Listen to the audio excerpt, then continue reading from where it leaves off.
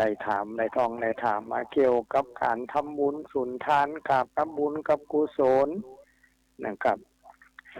ก็บอกเป็นอย่างนะครับเราก็จะได้อูได้จาเพราะว่าสถานีของเราเป็นสถานีของพุทธศาสนาเป็นนึกว่าขึ้นของพุทธศาสนาและวัฒนธรรมการลีดที่ทอยประเพณีฉะนั้นท่านพระอาจารย์ท่านพระครูสมุวิสุวรรณนะครับท่านก็ถึงได้น้อมได้นำได้บอกได้กล่าวได้แนะได้นำไว้ว่านี่ได้นำเอาสาระประโยชน์กับที่มันเป็นประโยชน์มาเล่าคือบรรดาพ่อแม่พี่น้องเฮาจะได้รับฟังนะครับอันนั้นพ่อแม่พี่น้องท่านผู้ฟังเลยนะครับที่เฮาได้มาอู้เกี่ยวกับสัพพะสาระเรื่องเกี่ยวกับวัฒนธรรมจารีตที่น้อยประเพณีก็มีลูกหลานนะครับได้ท่องได้ถามมาหลายคู่ละคนตลอดถึงอีแม่เขานะครับเนาะเพิ่นก็อายุได้ถึง80ปลายแล้วนะครับเพิ่นก็มาได้สดับรับฟังยังสถานีวิทยุขึ้น FM 104.50 เมกะเฮิรตซ์ของวัดสายหินนะครับแล้วก็ยังมีนะครับการทำกัลยาณมิตรกัลยาณธรรมเพิ่นก็ได้ถามมาว่าพ่อนานขึ้น96มีที่ไหนนั่นก็บ่ได้หันได้ยินพ่อนานมาอูมาจ่าเลยมาอูละกามาเดี๋ยวนี้นะครับโอ้ยแม่เอ้ยน้องคำน้อก็ท่านพระเดชพระคุณเจ้าท่านพระคุณพระธรรมเสนาบดีท่านได้ขอได้บอกได้กล่าวเขาก็จำเป็นได้ช่วยกันนะครับแม่ช่วยกันพูกันจากันเล่าไปแต่ระยะนี้สถานีขึ้น96กำลังปรับปรุงนะครับกำลังปรับปรุงอยู่นะครับเนาะเพราะว่าเนี่ยมันก็เหมือนกับปัญจารีตที่ทอยนะครับบ้านเมืองเขาถึงวันเนี่ยนะครับเนาะมันผิดแตกต่างกันไปนะครับมันมีอะไรอย่างเกิดขึ้นนะครับที่ยังมันบ่เกิดก็เกิดที่บ่เคยมีมันก็มีที่บ่เคยเป็นมันก็เป็นนะครับมันก็ตามมันมนุษย์ของเฮาเนี่ยไอ้ที่ทำตามจารีตที่ทอยประเพณีเพราะว่าเฮายังบ่ปฏิบัติตามนะครับคำนี้มันก็จะมากันกับเกี่ยวกันนะครับขนบธรรมเนียมจารีตที่ทอยมันก็ต้องค้ำเกือกไปพร้อมนะครับมันก็ค้ำเกือกไปพร้อมว่าก็ยังเดียวนี่ครับมันให้ดีกับร้อนให้ดีกับหนาวให้ดีกับฝนกับตกอย่างนั้น มันมีกันเป็นไปต่างๆนานานะเจ้าแหมนะครับเนาะฉะนั้นคนมันบ่ได้เป็นแต่ว่าอันจารีตที่น้อยก็จะว่าเป็นตามมันน้ำฟ้าสายฝนจะว่าไปนั่นนะมันก็เอาเกิดจากมนุษย์คนเฮาเนี่ยนะครับเอาไปนึกดูถึงดีๆแต่คิดดีๆแต่ตามจารีตประเพณีบ้านเฮาเมื่อสมัยแต่ก่อนมันท่านถึงฤดูไหนฤดูร้อนเพิ่นก็ร้อนธรรมดาเพิ่นก็ยังมีลมพัดพาลมมันไอกิ่นไม้ต้นไม้ใบไม้เข้ามาอยู่มันก็ยังมีความเย็นขึ้นมาทำให้ชุ่มฉ่ำได้นะครับเนาะมันก็มาร้อนเห็นแจ้ให้ว่าโอ้มาบัดเดียวเนี่ยถึงความร้อนมันก็ร้อนขนาดพัดลมเขาเปิดมันก็ยังบ่เป็นพัดลมเย็นเลยเป็นพัดลมอุ่นนะครับเนาะมันมีความไออุ่นส่งเข้ามาสู่ในตัวสรีระร่างกายของเราอันนี้ละอีพ่อแม่เฮ้ยนะครับเพราะเฮามนุษย์ของเฮาไปทำลายธรรมชาติธรรมชาติก็ต้องปีกมานะครับทำก็เป็นไปต่างๆนานาอันนั้นอย่างมาเดียวเนี่ยนะครับเนาะเมื่อ2 3 4 5วันก่อนนะคนบอกว่ามันจะหนาวเนอะฝนจะตกเนี่ยมันก็เอาแต่นะครับนะตกแต่เอาแต่ตกถึง3 4 5วันก่อนนะครับก็บอกเพิ่นก็บอกว่ามันจะตกถึง10วันนะครับพอดีก็มาได้ถึงวันที่31นะครับเนาะมันก็แคนไปนะครับพลิกมาตะวันมาถึงวันนี้กับหนาวก็มาแถมก็ได้ยินข่าวทำละนะครับข่าวว่ามันจะต้องหนาวกว่านะครับ มันจะเท็จจะจริงอย่างไรนั่นนะครับเนาะเขาก็ฟังแล้วก็ลองนึกดูก็กันไว้นะครับกันไว้ดีกว่าแก่เนี่ยอย่างกระจ่างเกิดอีพ่ออีแม่อีน้องอีนายท่านผู้ฟังเคยครูบาอาจารย์ทุกสิ่งทุกอย่างถ้าเขากันไว้แล้วเนี่ยมันดีกว่าที่เขาจะแก้ทีหลังนะคนโบราณนะครับเป็นดึงทำให้ทำสวนนี่นะครับเป็นนึงไปนะมันยากกว่าทำให้ทำสวนจะเอาปลูกผักปลูกมะเขือปลูกยังไม่ที่พวกปูนงาเป็นจึงล้อมหัวให้ก่อนนะกันงัวกันควายเนี่ยคุณว่ากันงัวกันควายนะครับก็ถึงนี้แต่นะครับเนาะเวลาเจ้าบ้านเจ้าเมืองไปผมปีกันน้องกันเนี่ยไปปล่อยงัวปล่อยควายเข้าป่าเข้าโพงไปมันก็จะไปเข้าหันมาได้เพราะว่าเป็นล้อมหัวล้อมหักเขาไม่มาขวางมาเกิดมาเกิงนะครับเพราะว่าบ่ฮื้อมันได้หัวมุดเข้าไปน่ะนะมันก็บ่เข้าละงัวควายนะครับถ้าว่างัวควายมันหายหัวก็ยังมีอยู่นะขนาดเป็นล้อมแล้วไม่หัวซุกเข้าไปถ้ามันหัวมันเข้าใดมันเข้าไปหมดน่ะงัวควายนี่นะมันก่อนแนมเอาหัวเอาเขาเข้าใดแต่นะครับมันดึงเข้าไว้หมดนะครับเนาะครับอันนี้แหละอีปล่อยอีแม่อีพี่อีน้องอีนายเฮ้ยนะครับตลอดถึงกัลยาณมิตรกัลยาณธรรมของเขานะครับปัญหาได้รับนะครับคำบอกคำขอจากอาจารย์ท่านพระอาจารย์ท่านพระครูสมุวิสุวรรณหรือว่าท่านเจ้านะครับท่านพระครูปริยัติยานุศาสตร์นะครับได้มาช่วยมาจากันอูกันจานะครับการยังสถานีวิทยุพระพุทธศาสนาแห่งชาติและสังคมขึ้นพระพุทธศาสนาเพื่อการศึกษาพระพุทธศาสนาและวัฒนธรรมก็เอาสิ่งที่มันเป็นสาระที่เป็นประโยชน์ได้มาอูมาจานี่การท่านพระครูท่านพระอาจารย์พระครูสมุวิสุวรรณท่านก็ไม่ใช่เป็นผู้เฒ่าผู้แก่อย่างนะครับเนาะแต่ท่านเป็นผู้ดูแลสถานีก็ท่านยังนึกในนะครับเนาะเพราะว่าสาเหตุนี้แหละนะครับท่านจึงได้บอกได้กล่าวว่าเอาสาระประโยชน์ที่มันเป็นประโยชน์กับคนฟังแต่มาอูมาจานะครับแต่ว่านะครับเนาะตุลุงนะครับเนาะเพิ่นก็ฟังจบตุลุงโทรมาหาเลย โอ้วัดพระธาตุในโป่งมุ่นนะครับเนาะเพิ่นว่าโอ้ก็นานเลยกูแต่ดีแต่เนี่ยมีคนท่องคนถามคนเอิ้นมาหาหลายครูหลายคนก็บอกว่าพนานเคยไปแล้วเนาะกลับไปทางพุ่นนะครับเนาะไปโดยอาจารย์ท่านพระครูสมุวิสุวรรณนะครับได้ไปเอาสถานีย่อยเขาไปออกกันนะครับเป็นรายการกับพระหลวงสว่างธาตุอิจันทร์นะครับทางพุ่นเป็นบ้านพระหลวงเนาะบ้านพระหลวงสว่างธาตุอิจันทร์แล้วก็ยังไปพบไปปะกับท่านนายกนะครับนะครับท่านนายกทองสุขธาตุอิจันทร์นะครับก็ยังได้ไปปูไปจากันนะครับเนาะไปแถวพุ่นวัดห้วยแม่ห้องไคนะครับเนาะท่าน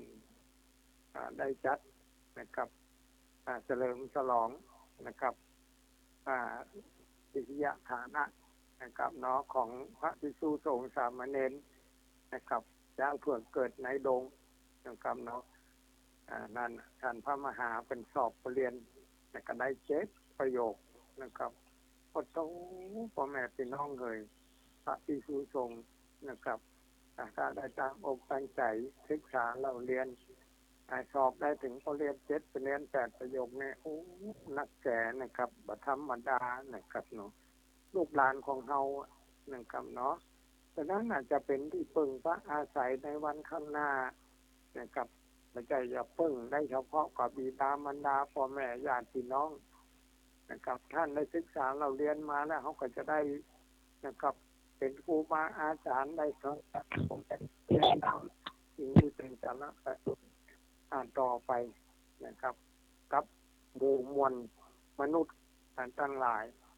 นะครับหรือว่าพระภิกษุสงฆ์สามเณรที่จะศึกษาที่ประการหนึ่งนะครับทั้ง111นี่นะครับเนาะเขาจะมีมหาวิทยาลัยจุฬาลงกรณราชวิทยาลัยเกิดขึ้นนะครับเดี๋ยวนี้เขากำลังไปทำกันนะครับเนาะก็ได้ไปเปิดเป็นมหาวิทยาลัยใหญ่โตและโหฐานกว้างขวางอันนั้นนะครับเนาะ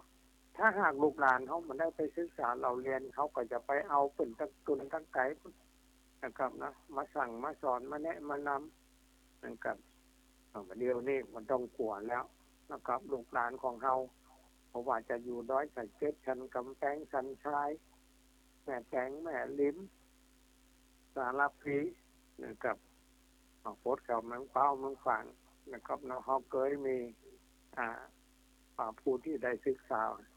มาพอเรียน7-8ประโยคมากหลายคู่หลายคนนะครับเนาะอย่างท่านพระอาจารย์นะครับหลวงพ่อนะครับสุทนนะครับเนาะหรือว่าท่านศาสตราจารย์ดร.มณีพยอมยงค์นะครับอันนี้ล่ะหมู่เฮาได้มานะครับเนาะตลอดถึงประเดี๋ยวนี้ของเขานี่มีนักเรียนเข้าประโยคก็มีหลายคู่หลายคนอย่างงานอาจารย์นะครับนมหาเทวันนะครับหรือว่าเนี่ยที่จบลงรายการออกไปตะกี้เนี่ยนะครับเนาะศาสตราจารย์นะครับรองศาสตราจารย์ดร.วิโรจน์อินนท์นะครับเนาะอันนี้ก็เป็นลูกเป็นหลานทั้งนั้นนะครับเนาะก็ยังมีเป็นพระสงฆ์องค์ข้าเจ้าอยู่นะครับทุกวันนี้ก็หลายตนหลายองค์วัดพระสิงห์วัดเจดีย์หลวงก็นะครับเนาะก็ยังมีอยู่นะครับไปเรียน3 4 5นี่โอ้หนักนะครับเดี๋ยวนี้หนักละนะครับพอเรียน3พอเรียน4ไปเรียน5นะครับเนาะบ้านเฮามีราคาสมัยแต่ก่อนนะครับมันดูแสนที่ลำบากพ่อแม่พี่น้องเลยการเรียนการศึกษานะครับวาลีนะครับขนาดเห็นเนี่ย9 ปีสอบมาได้เลย เรียนมาละ9 ปีนี่สอบมาได้เลยนะครับเนาะอันนั้นน่ะพ่อแม่พี่น้องท่านผู้ฟังท่านที่เคารพเลยท่านพระสงฆ์องค์ข้าเจ้าท่านได้ศึกษาเราเรียนปนะป่าท่านมีความมุมานะนั่นแหละพ่อแม่พี่น้องศรัทธาประชาชนของเขานะครับเขาก็ช่วยกันยุยงส่งเสริมนะครับเนาะอายุยงส่งเสริมมันก็จะได้มีประโยชน์นะครับกับบรรดาพ่อแม่พี่น้องลูกๆหลานๆนะครับที่กะวงศาพี่น้องของเขาต่อไปในวันข้างหน้าถ้าลูกหลานของเขามาศึกษามาเล่าเรียนถ้าเขาจะเอาที่ไหนนะครับเนาะเขาจะเอาที่ไหนเขาก็จะไปได้เอาเพิ่นมาจากที่อื่นนะครับมาจากที่อื่นคุณจะเอามาใดก็พุ่นนะจากภาคอีสานแต่ภาคอีสานก็ภาคเหนือของเขาเป็นพี่กันน้องกันนะครับพี่กันน้องกันนะครับเนาะก็จะได้มาช่วยกันนะครับ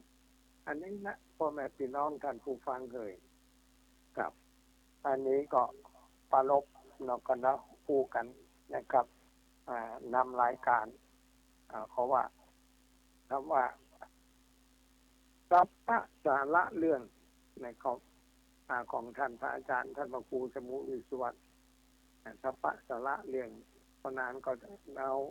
สัพพะสาระเรื่องมามาจามาเนี่ยมานำคือลูกคือหลานนะครับคือน้องนุ่งสูงทองจะเป็นแม่หอมแม่เฮียนแม่บ้านแม่จองนะครับตลอดถึงอีปี้เขาตั้งหลายเหมือนกันนะครับอย่างเป็นเอิญเข้ามานะครับเมื่อวันที่เด็กหลังนะครับเนาะวันนี้นี่อากาศบ่ค่อยดีตัวใดนะครับตัวเก่านะครับเนาะก็บ่ค่อยดีตัวใดเพราะว่าบ่ค่อยได้พักผ่อนนะครับพ่อแม่พี่น้องเลยอย่างท่านพระครูฤาษีศิลาภรณ์ว่านั่นเนาะยังไปอยู่บ่ไปก็บ่ได้นะก็นานนี่ก็อินดูศรัทธาประชาชนที่เป็นมาก่อนนิมนต์แล้วก็มาขอมาช่วยช่วยจ๋านะครับก็อันนั้นก็เลยบอกว่าท่านเจ้า ปู่วิชิตกินอภรณ์ว่าก็จำเป็นนะปนานจำเป็นเนาะท่านปนานก็บางครั้งบางทีเนี่ยว่าใครดีก็ใดเขามันไปอย่างนั้นกับ7-80แล้วเนาะอ่ามันก็มีการเลี้ยงของ7-9เมาหัวเนี่ยเฮาพักผ่อนบ่พอนะครับมันก็เป็นธรรมดานะครับเนาะอันนี้กับท่านอาจารย์ท่านพระครูสมุนิยาตเป็นโทรมาปนานจัดใดก่อนกระป้อนนี่มันก็มาได้แบกได้หามเนาะพ่อแม่พี่น้องท่านผู้ฟังเลยก่อนอย่างนี้เขานั่งได้นะครับเนาะเขานั่งได้นะครับเนาะนั่งบนเก้าอี้ตึกถึงตึกวัดนะครับเนาะก็ได้อูได้จางกันไปก็ได้เล็ดออกท่านว่าโอ้ได้กาพร้อมนะครับเนาะก็ได้อินดูท่านนะครับเนาะท่านทำให้แต่เหลือยิ่งกว่าเฮาก่อนต้องเป็นเจ้าหน้าที่ดูสถานีนะครับเวลาบอกมีพักผ่อนแต่ก็พักผ่อนได้อยู่พักผ่อนก็ได้นะรับตื่นนะแต่มาครูสมุมีชีวัตรับตื่นพ่อแม่พี่น้องเลยเพราะสถานีก็ต้องรักษาแต่ดูแลมันก็ต้องหักเป็นเหมือนกันนะมันก็ไม่ชีวิตจิตใจเหมือนกันหรอกตาเขาปล่อยปละละเลยไปเป็นเหล่งละอย่างล่ำไปเนี่ยมันเกิดมีปัญหาขึ้นมาเกิดpresident ขึ้นมาอุบัติเหตุขึ้นมานะครับเนาะพ่อแม่พี่น้องตะวันแดงจอมอย่าถามหาแต่ว่าอย่างไรปนาน104.5ก็มาได้ยินนะว่านะครับอย่างเนี้ยอย่างเข้าที่มดนะครับก็ครับพ่อแม่พี่น้องท่านผู้ฟังท่านที่เคารพทุกท่านทุกครูทุกคนครูบาอาจารย์ท่านนักปราชญ์ราชบัณฑิตพ่อที่แม่นะครับป้าน้อยป้านานพ่ออาจารย์วัดนะครับเท่าที่อันเป็นได้ได้ตอบมานะครับเนาะพ่ออาจารย์นะครับตอนพ่อก็จะเป็นอุปอาจารย์แต่อุมันมาคล่องนะครับดังนั้นตอนนั้นมีอย่างก่อนอุมาบางทีที่ตอนนั้นอุมานะครับเนาะไอ้พ่อยังบอกใครเข้าใจเลยนะครับเนาะเพราะว่าได้ยินตอนนั้นอุมาก็มันเป็นอย่างนั้นแต่ของกินของบะกินมันหู้เน่าของบะเล่าผมหู้ลืมแม้แต่กล้วยนะออกจากต้นมันปุ่นนะครับเนาะเขาไปเจ็บเป็นอย่างนกหนูบะกินมันก็เน่าไปละนะครับเป็นว่าก็ต้องเอามาเล่ามาจ่าเตะนะครับเนาะคนที่เป็นสดับรับฟังเพิ่นก็ตั้งองค์ตั้งใจฟังก็มีเปเลอะนะครับเนาะมีพี่น้องเฮาแผ่วพุ่นนะครับเนาะมึงเป้ามึงฟังใจตะการนะครับอันนี้เป็นยังฟังนอกจากนั้นก็ไปปุ่นพดไปแถวเมืองเขลางนครนะครับถึงยิงถึงใจอย่างวันนี้เนี่ยเป็นเอิ้นมานะครับเอิ้นมาถามมาเกี่ยวกับนะครับเกี่ยวกับการเรื่องบุญเรื่องกุศลทำบุญสุนทานนะครับเนาะนะครับเกี่ยวกับการทำบุญสุนทานนะครับอันนั้นก็เป็นลูกนะครับเนาะเป็นมันคงจะเป็นแม่บ้านนะครับเนาะนะครับเป็นกับโอปัญหาถามมาเป็นว่าพ่อการทำบุญพอนี้มันก็มีคนเป็นมาจักมาจุนมาจวนแล้วก็มาเหมือนกับว่ามาบังคับนะครับบังคับเพื่อการทำบุญสุนทานนะครับเนาะบอกว่าอย่างนั้นอย่างนี้ต้องทำอย่างนั้นอย่างนี้นะครับแล้วก็มีทำกลุ่มหนึ่งเพื่อกับมาอูมาจ่านะครับเป็นก็ว่าโอ้ทำมาอูกันอย่างนี้ไม่ยะอย่างนี้เขาบอกมีเป็นมาเหมือนกับเป็นมาบังคับเขามันจะเป็นไปได้ก่อนถ้าจิตใจเขาก็บอกเป็นอย่างนั้นนะครับเนาะจิตใจเขาก่อนมันบอกพร้อมบอกเพียงเป็นว่าเป็นก็เลยถามมานะครับเนาะก็มาขอพ่อช่วยอธิบายคำเต้นะครับอันนี้นะการทำบุญสุนทานทางศาสนาพุทธศาสนาเป็นศาสนาประจำชาตินะครับเนาะประเทศชาติประเทศสยามคือเมืองไทยนะครับศาสนาพุทธเป็นศาสนาประจำชาติของเรามานะครับถ้าเขาจะมาเอาสารกรรมนี่ก็ 2,600 กว่าปีแล้วนะครับเนาะ 2,600 กว่าปีมาแล้วฉะนั้นมันการทำบุญ นะครับเอาเจตนาศรัทธานะครับเอาเจตนาศรัทธาเขามีเจตนาเขามีศรัทธาเขาจะทำอย่างไรมีความสะสมเรียนใสอย่างไรนะครับเอาปออกก่อนใสก็เอาเฮาว่านะครับลูกเคยเอาเฮาว่านะครับเนาะเอาทำบุญจะไปแข่งกันนะครับทำบุญสุนทานเป็นบดีแข่งกันเขาทำใดต่อใดเขาไม่แห้งต่อใดเขาทำเขาเหมาะสมของเขานะครับอย่างใดเขาก็ทำต่อนั้นอันที่เป็นมาบอกคือในบางทีที่เป็นก่อมาบักมาบน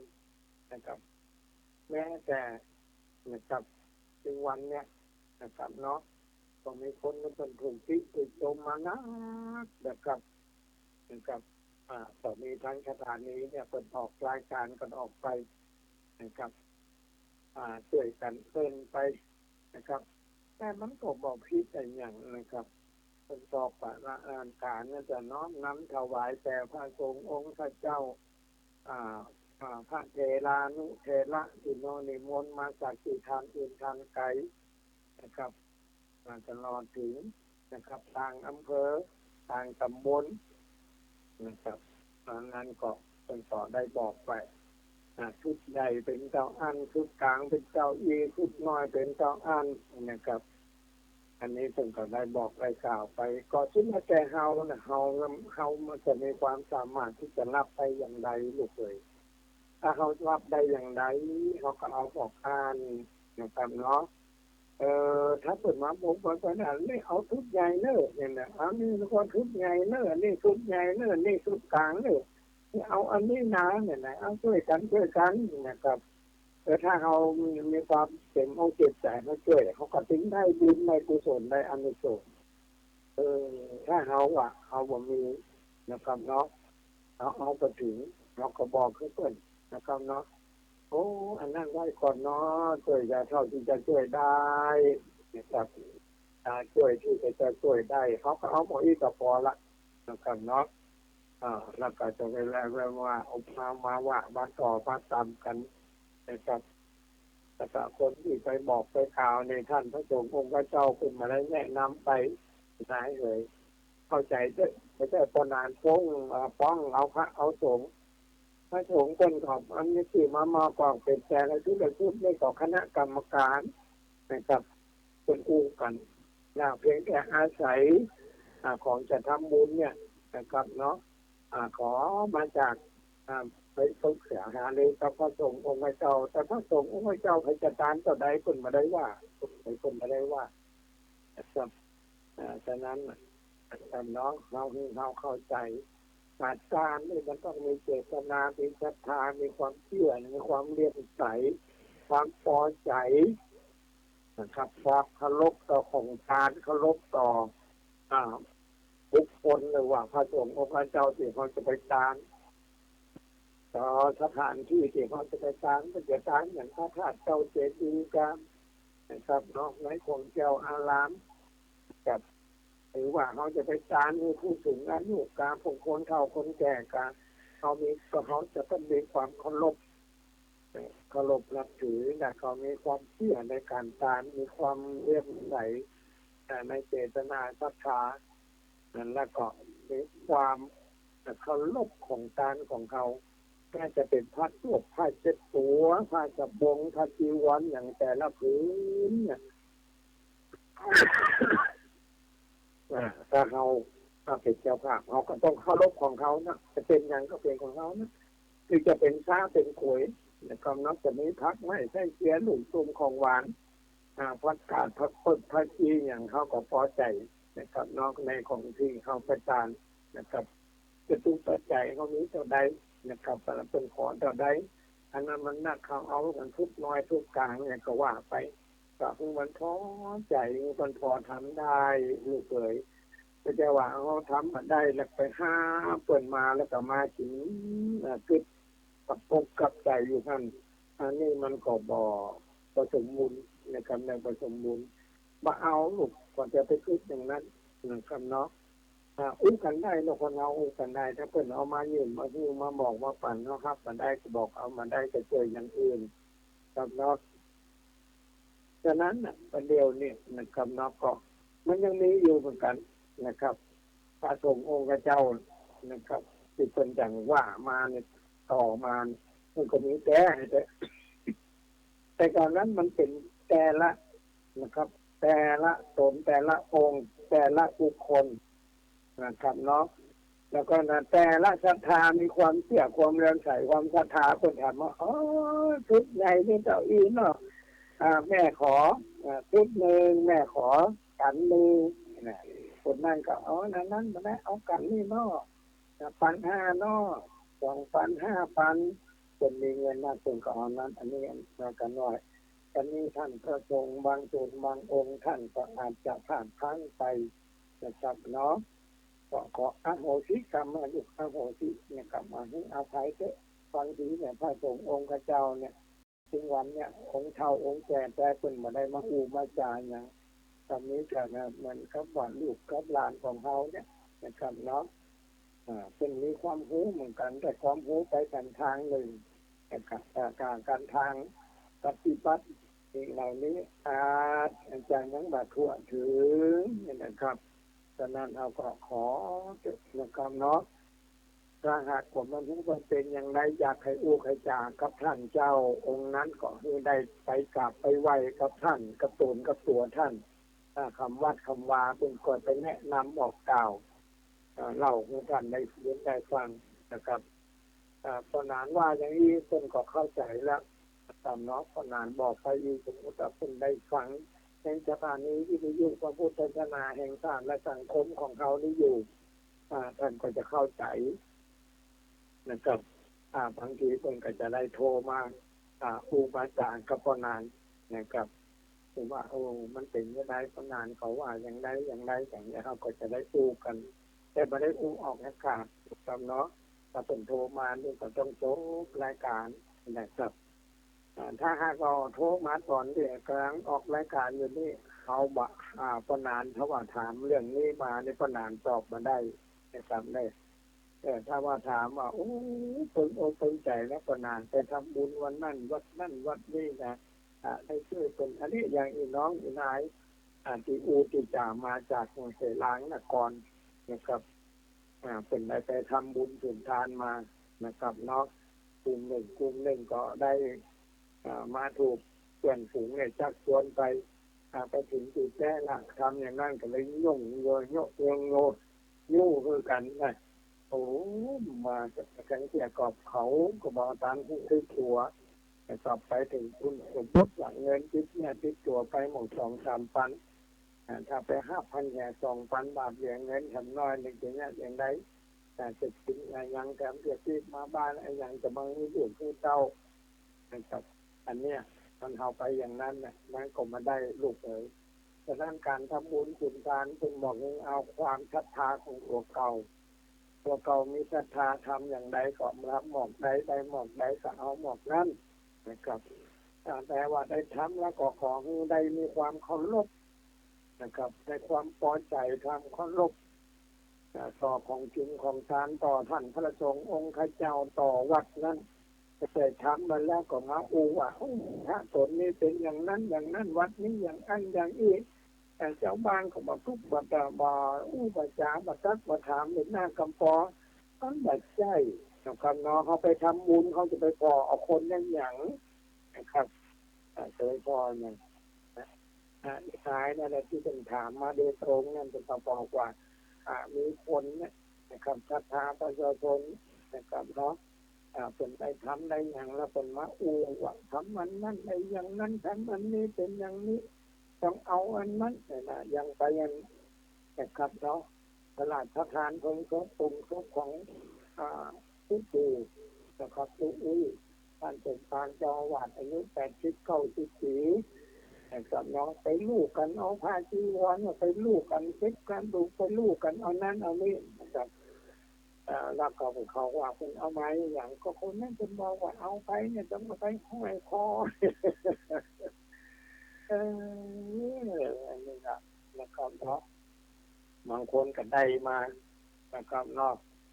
อันอย่างก็บอกว่าเอามาแบ่งกันนะครับเนาะแต่แบ่งที่เป็นมาได้นะที่เป็นปูจ้าเอานะครับเนาะ คนนั้นเอามากับแบ่งไปน้อย100 บาทตัวนี้100 บาทนะครับ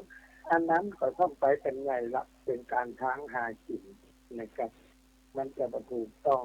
นะครับเนาะของจริงเรานี่จะเขาจะว่ามันเป็นมงคลถ้าจะเป็นมงคลเขาก็จะต้องเอามากับมันก็มีความเชื่อความเลื่อมใสความศรัทธานะครับแต่เมื่อเป็นศรัทธาเป็นความเชื่อความเลื่อมใสเป็นมงคลของเขาไปตลอดนะครับไปตลอดไม่ใช่ว่าเอาไปละไปทานของหมอบอกว่า3 วัน 7 วันลืมไปไหนละนะครับเนาะเอาที่เอาหายไปไหนโมโหอันนั้นท่านเป็นอัฐิของท่านพระสงฆ์องค์เจ้านี่ไปตกเนี่ยในตุ้นกระลางกลางควงทำกลางคนเหยียบไปย่ำมามันก็เหมาะสมครับคนโบราณเป็นถือแม้แต่พระสงฆ์องค์เจ้าเนี่ยตอนเจ้าเนี่ยถ้าพระสงฆ์องค์เจ้าอยู่ทางทิศตะวันออกคนที่เป็นจะเดินเนี่ยเป็นขึ้นมาย้อมจะย่ำเงาของพระสงฆ์องค์เจ้าประกันเนาะอย่างไรเป็นขยันยอดนั่งให้พระสงฆ์องค์เจ้าเดินผ่านก่อนครับมันเป็นอย่างนั้นคนเขาประเดียวนี่เขาว่าได้คิดอย่างละนะครับเนาะก็ยังอีกฝ่อว่านั้นมันแบบนี้ใครจะมาอู้มาจ่านะคุณนานจู้เผยทุกคนเขาอมไว้อย่างคุณนานว่านะเนาะครับอมไว้หายคล้ายไว้อยู่นั่นแต่นะเจ้าต่อนั้นเนี่ยเขาต้องพิจารณาบอกถามนะครับข้องก็ไปถามก็ให้ถามถูกที่ถูกทางไปจะถามคนที่บอกเข้าอกเข้าใจจนเลยว่าไม่ว่าเป็นอย่างไรนี่นะมันก็เอาขึ้นไปแต่มันเป็นอย่างมันเป็นน้องเขาอย่ามันเป็นลูกเขาอย่ามันอายุน้อยกว่าเขาจะแค่เนี่ยเอาไปแชมแล้วเจ้าแม่ครับนะครับยังทุกวันเนี้ยนะครับน้องบางคนไปอุปโลกนะครับท่านเจ้ากับน้องท่านเป็นครูบาอาจารย์ห้องเป็นครูบานะครับอันนี้เขาไปเจอไปย้อมไปโยบไปอุบเอาหรอกมันก็ครูบาที่ยังน้อยกว่าอายุ45 44ขึ้นไปพระสงฆ์องค์นั้นต้องเป็นผู้ปฏิบัติดีปฏิบัติชอบนะครับเนาะไปถึงเนี่ยสังเกตดูได้นะครับที่เขาจะฮ้อเป็นครูบาไปในงานไหนก็จ้างว่าวันในวัดว่าวันในบ้านเขาดูสังเกตดูถ้าเป็นปฏิบัตินะครับเป็นนั่งที่ไหนก็ได้นะส่วนมากจะมีคนคนจ่าคนว่าอย่างอ้ำทุกแต่คนมาได้สนใจบางทีเป็นจะนั่งรับตาของคนเห็นนะครับบางทีก็จ้วงกับหัวมืออันนี้เขาต้องสังเกตนะครับเพราะนั้นคนอ่านเคยได้บอกได้รู้ได้จ่าไปหลายที่หลายแห่งก็มีคนจะตอบสนองมาเป็นจังหวะมันแก้ปัญหานี่นะครับเนาะบางคนบางตนเนี่ยโอ้โหเป็นก็มีความเฉลียวฉลาดเป็นมีความรู้นะครับเนาะที่จะกันได้จยกบางท่านดังนี้บางทีแต่ยกเป็นชื่อเป็นมือนะครับอันนั้นก็เขาก็ต้องดูทางกรรมเขาพิจารณาทางกรรมเขาเนี่ยไปท่องไปถามเพื่อนเขาถามเพื่อนอย่างแต่ก็ถามเพื่อนก็ตอบเพื่อนกันอย่างมาเพื่อนก็อธิบายมาบางทีก็ต้องมีจิตมีมือกับมือมาพอมาคอยห้องว่าต้องทำอย่างนั้นต้องทำอย่างนี้นะครับแล้วเขาก็จะไปดูเอาว่าเพื่อนแบบมีการนะครับสงบเสงี่ยมนะครับเป็นพระสงฆ์องค์พระเจ้านั่นขึ้นไปแถมแล้วนะครับเนาะก็แค่เขาไปพูดอย่างนั้นกลางคณะข้างน้ำไม่สมควรจะไปท่องไปถามถ้าอยากจะปรึกษาหารือท่านพระสงฆ์องค์พระเจ้าจะให้มันเนาะสมกับที่อุปินโตไปที่วัดสุดนะครับไปบอกไปกล่าวไปท่องไปถามที่วัดสุดนะครับหรือว่าเขาจะไปบอกไปกล่าวเรื่องอย่างต่างๆนานาติดตามเข้าหูมาที่มันเหมาะผสมก็เหมือนกันนะครับที่อุปินโตไปที่อุชาเข้าไปถึงว่าก็ไปเจริญยกไปตาน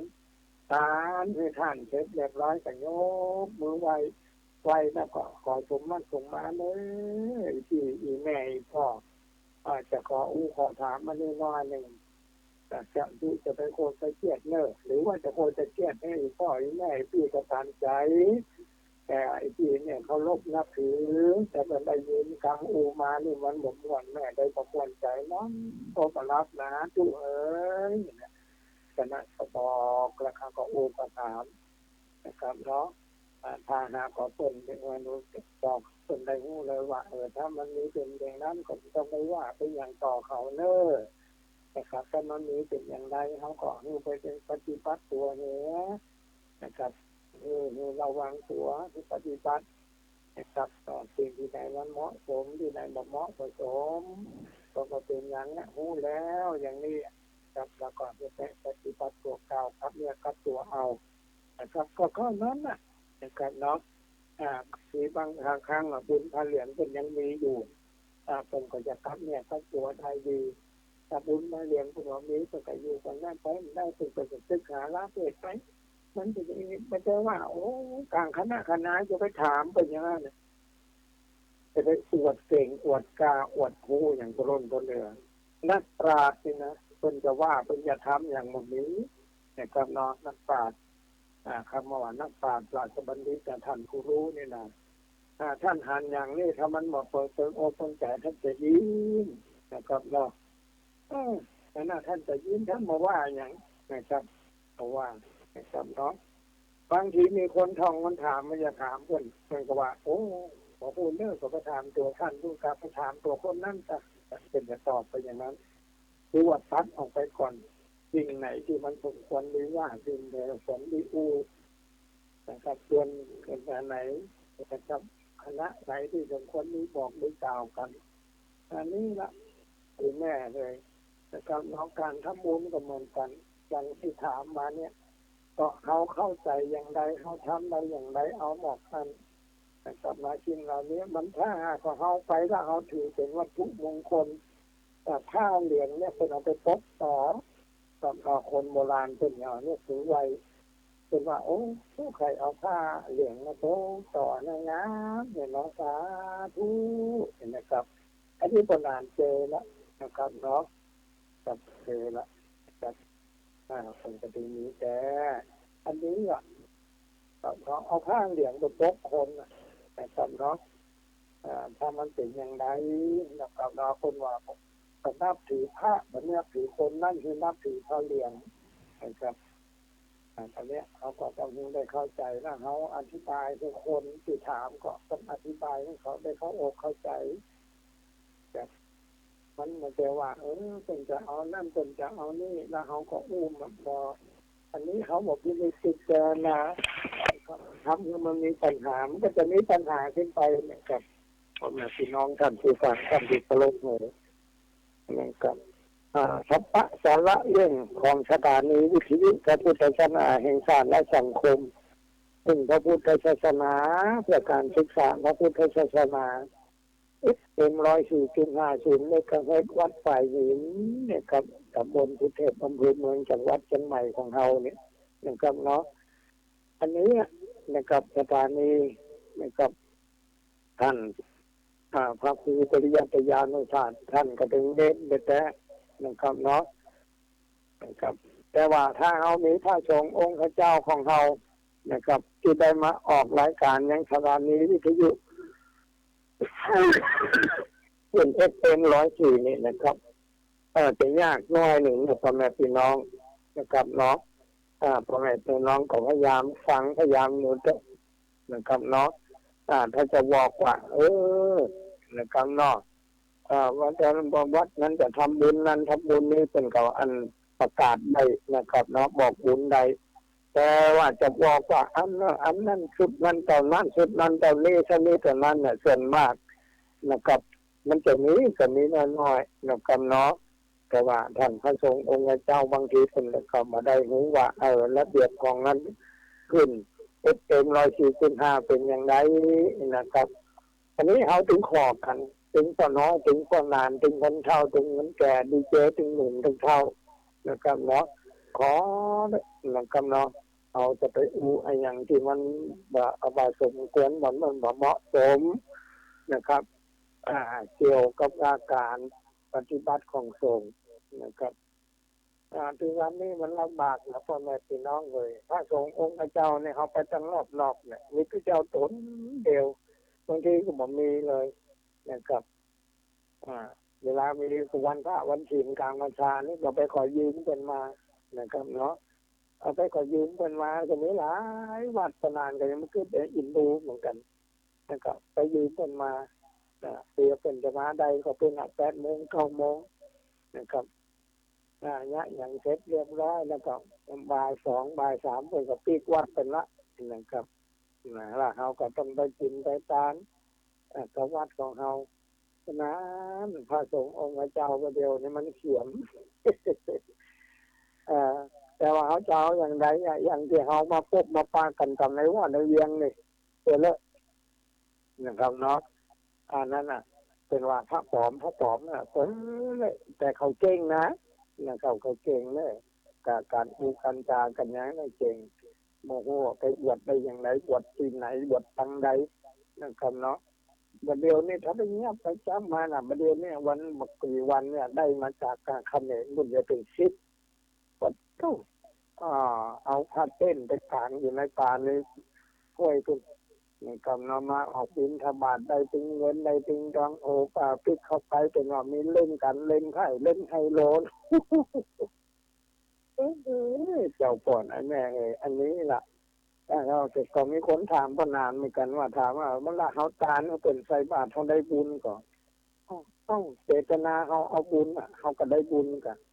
ถ้าเจตนาเขามันจะหู้กันว่าเป็นอย่างมาเอาไปเป็นข้ามัดจากที่ไหนบอกหูเขาก็ไม่ได้หู้หรอกเขาหันนุ่งเหลียงห่มเหลียงคนที่คนหัวก็เป็นพระเอาผ้าเหลียงเขาปอกเขาตั้งใจเขาว่าจะทำบุญถึงการให้เป็นกรรมเนาะคนประเทศไทยเขาเนี่ยประเทศสยามเนี่ยส่วนมากพ่อแม่พี่น้องตั้งแต่ดึกดำบรรมาละนะครับเนาะคนไทยเขาบาทหยาดตกใส่ถึงเงินถึงทองนั่นนะครับอันเนี้ยคนทั้งหลายมันหันว่าประเทศไทยนี่ทำบุญแม้แต่คนขอทานไปดูเนาะมันจะไปใจบ้านคนบ้านเฮาเมืองเฮาเชียงเนี่ยถึงวันนี้นะครับแล้วคนขอทานเนี่ยจะน้อยนะวันหนึ่งยังมาได้กับ1,000-2,000นะครับแล้วประเดี๋ยวนี้ยังมีคนขอทานนี่นะครับคนยังมีตีเลี้ยงนะนะใส่รถ10 ล้อออกมาแต่เรามาเราเป็นที่เนี่ยสมมตินะเป็นรอยพิเศษนี่จะมีกับจริงนั้นเนี่ยนะครับเนาะเวลาเป็นเดือนจะทับนะครับเอานะครับได้จะได้เรามาพอถ้าได้แน่นอนนี่ก็ลงโทษนะได้กินข้าวตรงนี้นะอันนั้นนะครับเนาะการทานนะครับเนาะก็จะต้องดูเอานะครับดูเอาถ้าไม่มีหางพิจิพฤติกรรมบดีเขาประทานก็บ่เป็นหยังนะครับถ้าว่าเขาจะทานอย่างไรเขาทานถึงมาเถอะเอาจุ่มขึ้นมาเอาขีดนะเขายังได้บุญนาถ้าเกิดอย่างนี้ก็ได้มันมีปัญหานะครับฉะนั้นพ่อแม่พี่น้องท่านผู้ฟังท่านที่เคารพเลยกับพระสาระเรื่องนะครับเนาะมันเป็นสาระที่คือพี่น้องเขาได้ยินเป็นสาระเป็นประโยชน์นะครับอย่างที่นายนะครับเป็นถามมานะครับเนาะมาแถวๆนี้นะครับเนาะใกล้ๆบ้านเขาหมดเนี้ยนะครับเนาะเป็นว่าปัญหานี่นะครับเนาะประเดี๋ยวนี้เป็นเกียดกันแกงประสาทนั่นแหละนะครับแต่อย่างที่ขนานว่าตะกี้นั่นแหละแล้วแต่งแล้วไปเผาแล้วก็ทั้งบ้านน้องเนี่ยเป็นของเครื่องผ้านะครับไอ้ยังของเพื่อนเนี่ยเป็นเขาไปเผาหมดเนี่ยนะครับถ้าขนานว่าอันขนานได้ไปขอหลายที่หลายแห่งขนานเอาไปง่ายอย่างไรเนี่ยว่าโอ้เป็นเสื้อผ้านี่นะขนานได้บอกให้เป็นไว้ที่คนได้ซักเนี่ยมันสะอาดนะครับเนาะเป็นผ้าถุงแม่ยิงเป็นของแม่ยิงเป็นของต่อจ้าเป็นเสื้อเป็นเกลียวนะครับเนาะของอาจารย์ใส่กองเป็นอย่างมีอย่างเขียนที่ท่านเหียอันนี้เป็นเสื้อเป็นผ้าอันนี้เป็นของแม่ยิงนี่เป็นของต่อจ้านี่เป็นเกลียวนี่เป็นเสื้อนี่เป็นกระโปรงเป็นของระดึกมาอ่อนรองทุ่งรองเท้าขนาดเอาหมดนะครับเพราะว่าปีหนึ่งนะครับเนาะสถานีวิทยุพระพุทธศาสนาแห่งชาติและสังคม ตลอดถึงสถานีวิทยุนะครับ96 97นะครับว่าเราจะได้เอาของมาเนี่ยไปแบ่งไปปันนะครับให้พี่น้องของเราที่อยู่ไกลๆนะครับโอ้ยังหุบพอเขาเอาไปตานไม่ตรงไหนพี่น้องเลยมันไม่ใช่ไปได้ง่ายๆมันไปลำบากลำบนนะครับยังทำในวิทยุที่จะเจ็บไปตรงนั้นก็แบบโอ้นะครับมันจะติดกับแม่ห้องสอนหมดละตรงกลางนี่กับกลางนั่นเป็นห้องน้ำข้างซ้ายข้างขวานั่นเป็นรอเอาเป็นกับอันอย่างเทคอนกรีตเหมือนกันนะแต่เทหมอกยางรถยนต์ผ่านได้นะครับถ้าคนมันจะขับว่าได้มาดีเนี่ยมันจะเจ้าบ้านนั่นนะเราผันเล็บลงมันจะทำแล้วก็มีละต้องมันหลากมันจัดกันออกนะครับอันนั้นมันเป็นลำบากแต่ลูกเต้าหลานเลนของเรานักเรียนนักศึกษาใช้รองเท้าแตะลูกพ่อแม่พี่น้องเลยอันนี้ก็นานถึงขอรองเท้าที่มันเก่ามันเกี่ยวจะไปให้มันฟุดนะครับเนาะที่มันกลับเป็นไม่ใช่ไม่ได้เก็บไว้นะครับเราก็เอามาโทรมาบอกใกล้วันนั้นก็นานก็จะไปไล่เก็บไล่อย่างมาหรือว่าจะเอามามอบที่สถานีวิทยุนะครับถึงCM77ถึงงาน104วัดสายหินนะครับเนาะถึง96นะครับเอามาได้หมดแต่ว่ามีแถมหลายที่หลายแห่งเพิ่งเอาไปส่งกันนะครับเนาะไปตั้งขึ้นกับปุ้นนะครับวัดหนองกายนะครับเขาถึงร่วมกันแต่ว่าเดียวนี้สถานีของเขาเนี่ยถ้าสถานีเงินนะครับ104.50 เมกะเฮิรตซ์เนี่ยเป็นแม่ข่ายก็เกาะต่อลิงกันไปได้ยินได้บอกได้อย่างได้ช่วยกันทุกอย่างนึงเขาได้ทำกันไปนะครับโอ้ก็เป็นเนื้อหน้าบุญนะครับพ่อแม่พี่น้องกันนั้นนะครับเอาทางนี้เขาถึงไปได้ไกลถ้าหากไปโซนทางเหนือนะครับเนาะประจำยังเก้าเมืองการก็จะได้รับอาจากคุณนะครับเนาะวัดต้องกายนะครับสืบทอดอาจารย์กรรมหนึ่ง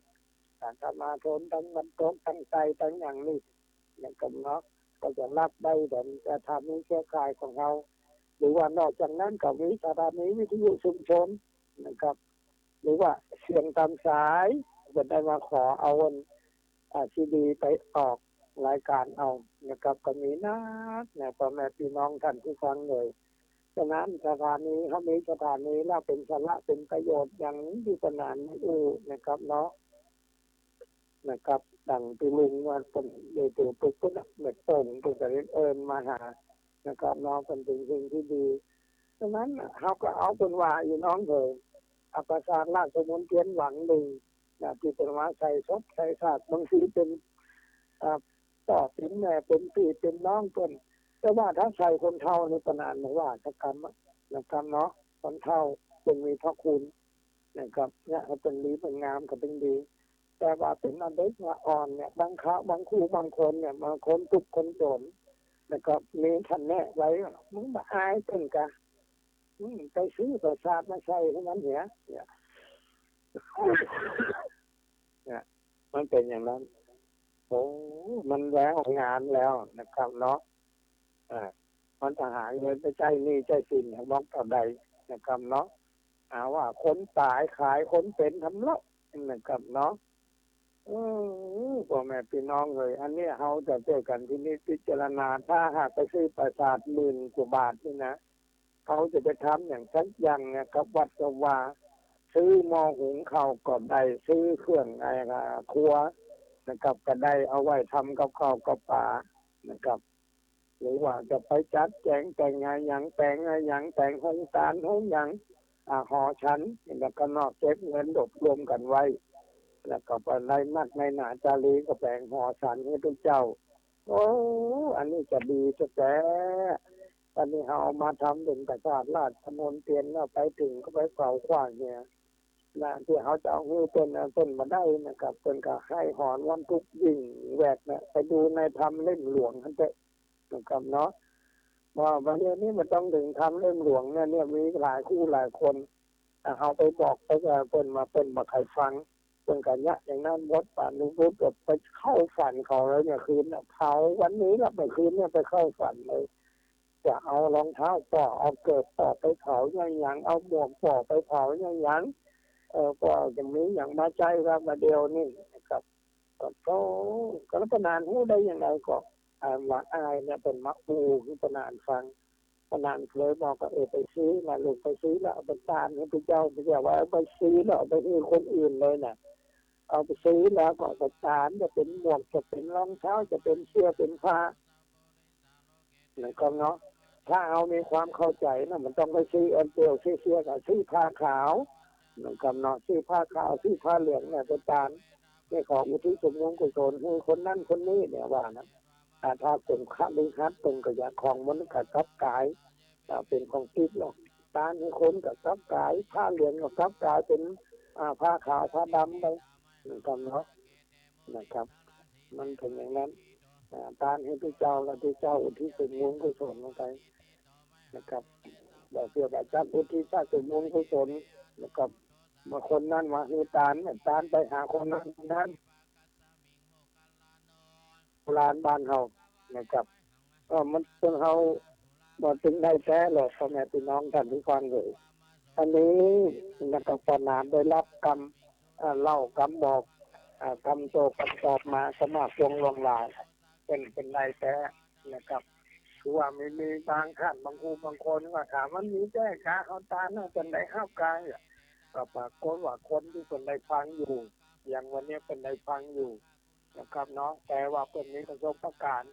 เป็นอะไรปัจจุบันเป็นอะไรโทรมาปูมาจากก็พนานก็จะเก็บเอากรรมเนี่ยไปปูทำวันหนึ่งต่อไปนะครับเนาะดังนั้นพ่อแม่พี่น้องท่านผู้ฟังท่านที่เคารพนับถือเลยนะครับสัพพะสาระเรื่องของสถานีวิทยุพระพุทธเจ้าแห่งชาติและสังคมขึ้นพระพุทธศาสนาอู้กันไปกับเพลินไปทำน้อยนี้เวลาก็หมดเวลาแล้วนะครับเนอพ่อแม่พี่ท่านผู้ใดยังมีความเข้าอกเข้าใจก็ค่อยโทรมาอู้มาว่ามาต่อมาตามปัญหาได้0818814696นี่นะศูนย์มาเจอนะครับอีน้องอยากจะโทรมาจากลำปางคืนนี้ก็จะ10 โมงละนะครับเนาะแล้วไปเจ้านี่แถมก็12 โมงแล้วเป็นโทรมาอู้มาจากฉะนั้นวันนี้เวลาเฮาหมดเวลาก็คืนรายการสัพพะสาระเรื่องนี้คือแก่ท่านเจ้าหน้าที่ของเราไปเพียงเท่านี้ก่อนเนาะขอความสุขสวัสดีจงมีแด่บรรดาพ่อแม่พี่น้องท่านผู้ฟังแฟนดังรายการทุกท่านทุกผู้ทุกคนไปเพียงเท่านี้ก่อนนะครับเนาะกดพบกดปะกับนานทั้งวันทุกเวลา5 โมงถึง6 โมงนะครับเด้อขอความสุขความเจริญจงมีแด่ทุกท่านสวัสดีครับผม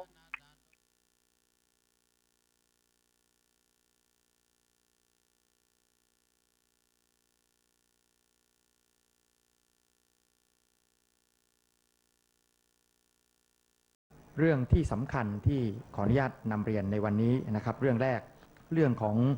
ร่างพระราชบัญญัติการแข่งขันทางการค้า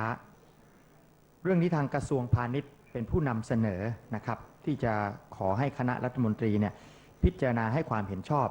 ร่างพระราชบัญญัติการแข่งขันทางการค้าซึ่งก็เป็นการปรับปรุงแก้ไขร่างพระราชบัญญัติการแข่งขันทางการค้าฉบับเดิมเมื่อปี 2542 นะครับวัตถุประสงค์หลักของร่างกฎหมายฉบับนี้ก็เพื่อต้องการให้การแข่งขันทางการค้าในประเทศเราเนี่ยมีความเป็นธรรมไม่เกิดการผูกขาดต้องยอมรับว่าในปัจจุบันเนี่ยเราก้าวเข้าสู่ยุคของการเปิดเสรีทางด้านการลงทุนมากขึ้นไม่ว่าการที่เราจะเข้าสู่ประชาคมอาเซียนก็ดีหรือเข้าเป็นภาคีความตกลงการค้าเสรีต่างๆก็ดีหรือแม้กระทั่งตอบรับต่อกฎกติกาขององค์การการค้าโลกก็ดีเรื่องการแข่งขันที่เป็นธรรมไม่มีการผูกขาดลดการแทรกแซงของรัฐบาล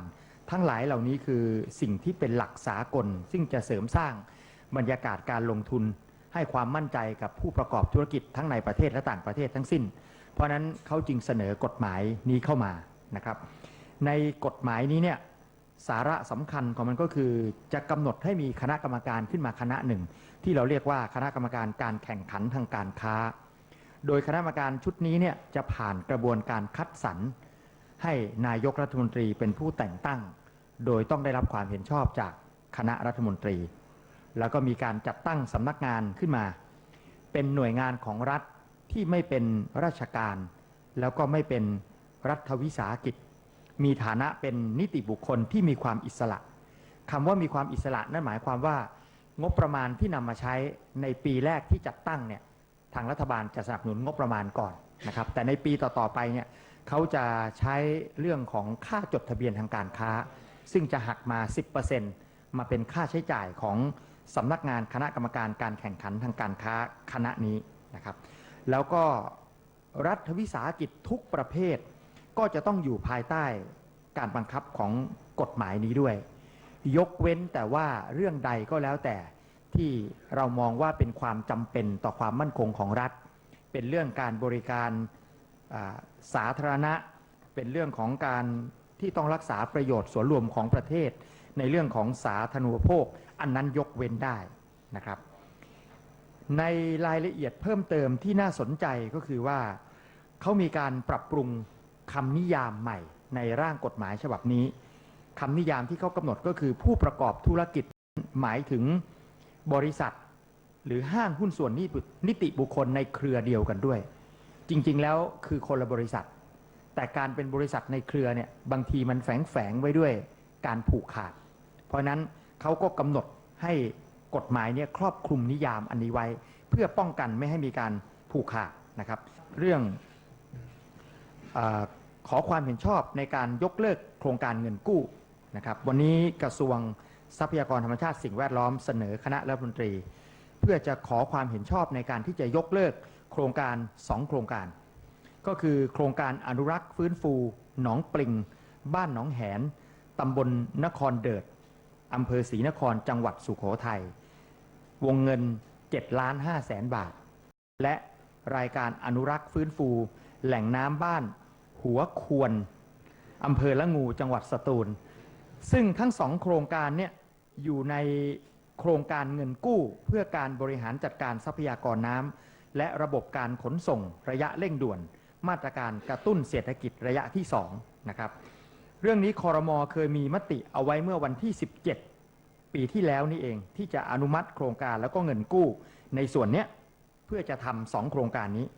แต่ปรากฏว่าเมื่อสำนักงบประมาณได้อนุมัติจัดสรรงบประมาณแล้วให้กับกรมทรัพยากรน้ำกระทรวงทรัพยากรธรรมชาติสิ่งแวดล้อมก็ปรากฏว่าอบต2แห่งก็คือที่สุโขทัยกับที่สตูลเนี่ยแจ้งมาบอกว่าที่สุโขทัยนั้นกรมการอาหารช่างเขาได้เข้าไปทำแล้วส่วนที่สตูลยังมีปัญหาเรื่องของที่ราชพัสดุอยู่เพราะฉะนั้นเขาก็เลยจำเป็นต้องส่งเงินคืน2โครงการนี้ซึ่งเป็นไปตามแนวทางที่ท่านนายกเคยให้ไว้ว่าโครงการอะไรก็แล้วแต่ที่ซ้ำซ้อนไม่มีความจำเป็นอย่าพยายามดั้นเมฆที่จะทำเสียดายงบประมาณส่งคืนมาทำอย่างอื่นดีกว่าแต่ขณะเดียวกันก็มีข้อกำชับเพิ่มเติมไปว่าเรื่องแบบนี้ไม่ควรเกิดอีกจะต้องตรวจสอบให้ชัดเจนว่าการเสนอโครงการแต่ละโครงการจะต้องไม่มีความซ้ำซ้อนต้องตรวจสอบให้ชัดเจนไม่งั้นมันก็จะเป็นการไม่รักษาวินัยทางการเงินการคลังด้วยเหมือนกันและก็ท่านฝากเพิ่มเติมว่าในพื้นที่ที่สตูลเนี่ยที่ยังมีปัญหาเรื่องที่ราชพัสดุท่านเป็นห่วงกลัวว่าพี่น้องประชาชนในพื้นที่อาจจะขาดน้ำถ้ามันทำแหล่งใหญ่ไม่ได้ลองพิจารณาทำแหล่งเล็กๆดูซิที่มันไม่ต้องรบกวนที่มากๆเนี่ยให้เป็นลักษณะของเตาขนมครกได้หรือไม่ที่จะตอบรับความต้องการน้ำของพี่น้องประชาชนแต่ว่าไม่ติดขัดต่อเรื่องการใช้พื้นที่ราชพัสดุซึ่งคณะรัฐมนตรีก็มีมติเห็นชอบนะครับแล้วก็รับข้อสังเกตข้อสั่งการของท่านนายกไปด้วยเรื่องต่อไปเรื่องอนุมัติโครงการเพิ่มเติมภายใต้กรอบเงินกู้ของระบบบริหารจัดการทรัพยากรน้ำและระบบการขนส่งทางถนนระยะเร่งด่วนนะครับปี58ของกรมทางหลวงชนบทคณะรัฐมนตรีได้อนุมัติโครงการเพิ่มเติมนะครับของกระทรวงคมนาคมในกรอบโครงการเงินกู้เพื่อการพัฒนาระบบบริหารจัดการทรัพยากรน้ำและระบบขนส่งทางถนนระยะเร่งด่วนปี2558ของกรมทางหลวงชนบทจำนวน39รายการ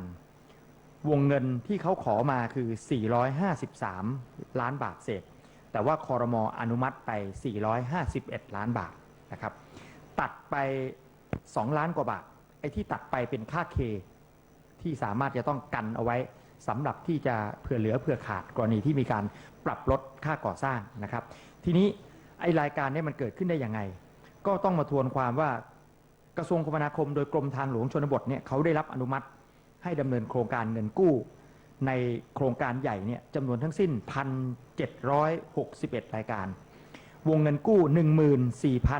14,492 ล้านบาทเศษปัจจุบันปรากฏว่าลงนามในสัญญาครบหมดแล้วทั้ง 1,761 รายการแต่ว่าใช้เงินไปเพียง 14,000 กับ 37 ล้านบาทเศษเท่านั้นมันยังเหลือเงินอีกประมาณเนี่ย450 กว่าล้านบาทเนี่ยเขาก็เลยมีความรู้สึกว่าถ้าเงินเหลือตรงเนี้ยเขาขอเสนอโครงการเพิ่มเติม2โครงการโครงการที่1ก็คือแผนงานหลักปรับปรุงถนนเชื่อมโยงพื้นที่เกษตรและก็แหล่งท่องเที่ยวส่วนแผนงานรองเป็นการบำรุงทางนะครับซึ่งในโครงการอันที่1เนี่ยมีระยะทางยาวถนนทั้งสิ้นประมาณ12 กิโลเมตรครอบคลุมหลายจังหวัดมากปทุมธานีก็มีอยุธยาก็มีสิงห์บุรีก็มีสระบุรีก็มีลพบุรีก็มีส่วนใหญ่จะเป็นการปรับปรุงซ่อมแซมถนนที่เรียบคลองชลประทานสายสำคัญที่มันพังทลายชำรุดเสียหายนะครับอีกโครงการหนึ่งก็คือโครงการปรับปรุงถนนเชื่อมโยงด่านศุลกากรกับเขตเศรษฐกิจพิเศษส่วนแผนงานรองก็เป็นการบำรุงทางเหมือนกัน2แห่งนะครับแห่งที่1ก็คือถนนสายนพ3008ที่จังหวัดนครพนมแล้วก็อีกส่วนหนึ่งคือถนนนพ2019อยู่ที่นครพนมเหมือนกันเพราะฉะนั้นตามโครงการเดิมทำครบแล้วเหลือเงินทำโครงการเพิ่มเติมได้อีก2โครงการครม.ก็อนุมัตินะครับสาเหตุที่ต้องอนุมัติเพราะว่าตามระเบียบกระทรวงการคลังเขาบอกไว้ว่าเงินกู้เนี่ยถ้าจะทำโครงการอะไรก็แล้วแต่ที่อยู่นอกแผนจะต้องมาขอครม.วันนี้ก็เลยมาขอแต่ว่าไม่ได้ขอตังค์เพิ่มนะใช้งบเดิมครม.อนุมัติตามที่เสนอครับต่อไปเรื่องร่างพระราชบัญญัติตำรวจสำนักงานตำรวจแห่งชาติเป็นผู้เสนอร่างพระราชบัญญัติตำรวจแห่งชาติเป็นการเสนอแก้ไขร่างพระราชบัญญัติตำรวจแห่งชาติปี 2547 สาเหตุที่ก็แก้ไขมี2ประการด้วยกันประการที่1ก็คือจากเดิมเนี่ยกฎหมายตำรวจปี 2547 เนี่ยมันเริ่มมีความเปลี่ยนแปลงเกิดขึ้นเมื่อมีประกาศของคสช.ฉบับที่ 88 เมื่อปี 2557 ซึ่งประกาศฉบับนั้นมีการยกเลิกในส่วนของคณะกรรมการผู้ทรงคุณวุฒิทั้งในคณะกตช.คือคณะกรรมการนโยบายบริหารราชการตำรวจและผู้ทรงคุณวุฒิในคณะกรรมการกตร.ทั้ง2ส่วนเลยของเดิมในกตช.มีผู้ทรงคุณวุฒิอยู่4ในกตช4นะครับส่วนในกตร.มี11แต่คำสั่งคสช.เนี่ยให้ปรับเหลือแค่2โดยให้วุฒิสภาเป็นคนเลือกแต่ก็ไม่ได้กำหนดรายละเอียดไว้ว่าวิธีการเลือกมาได้อย่างไรต้องมีประสบการณ์ความเชี่ยวชาญในด้านใดเฉพาะเรื่องบ้างไม่ได้กำหนดเอาไว้เพราะฉะนั้นวันนี้เขาจึงมาขอแก้ไขร่างพระราชบัญญัติตำรวจของเดิมให้มันสอดรับกับสิ่งต่างๆที่เปลี่ยนแปลงไปคือมีการกำหนดรายละเอียดเอาไว้เลยว่าคณะกรรมการผู้ทรงคุณวุฒิ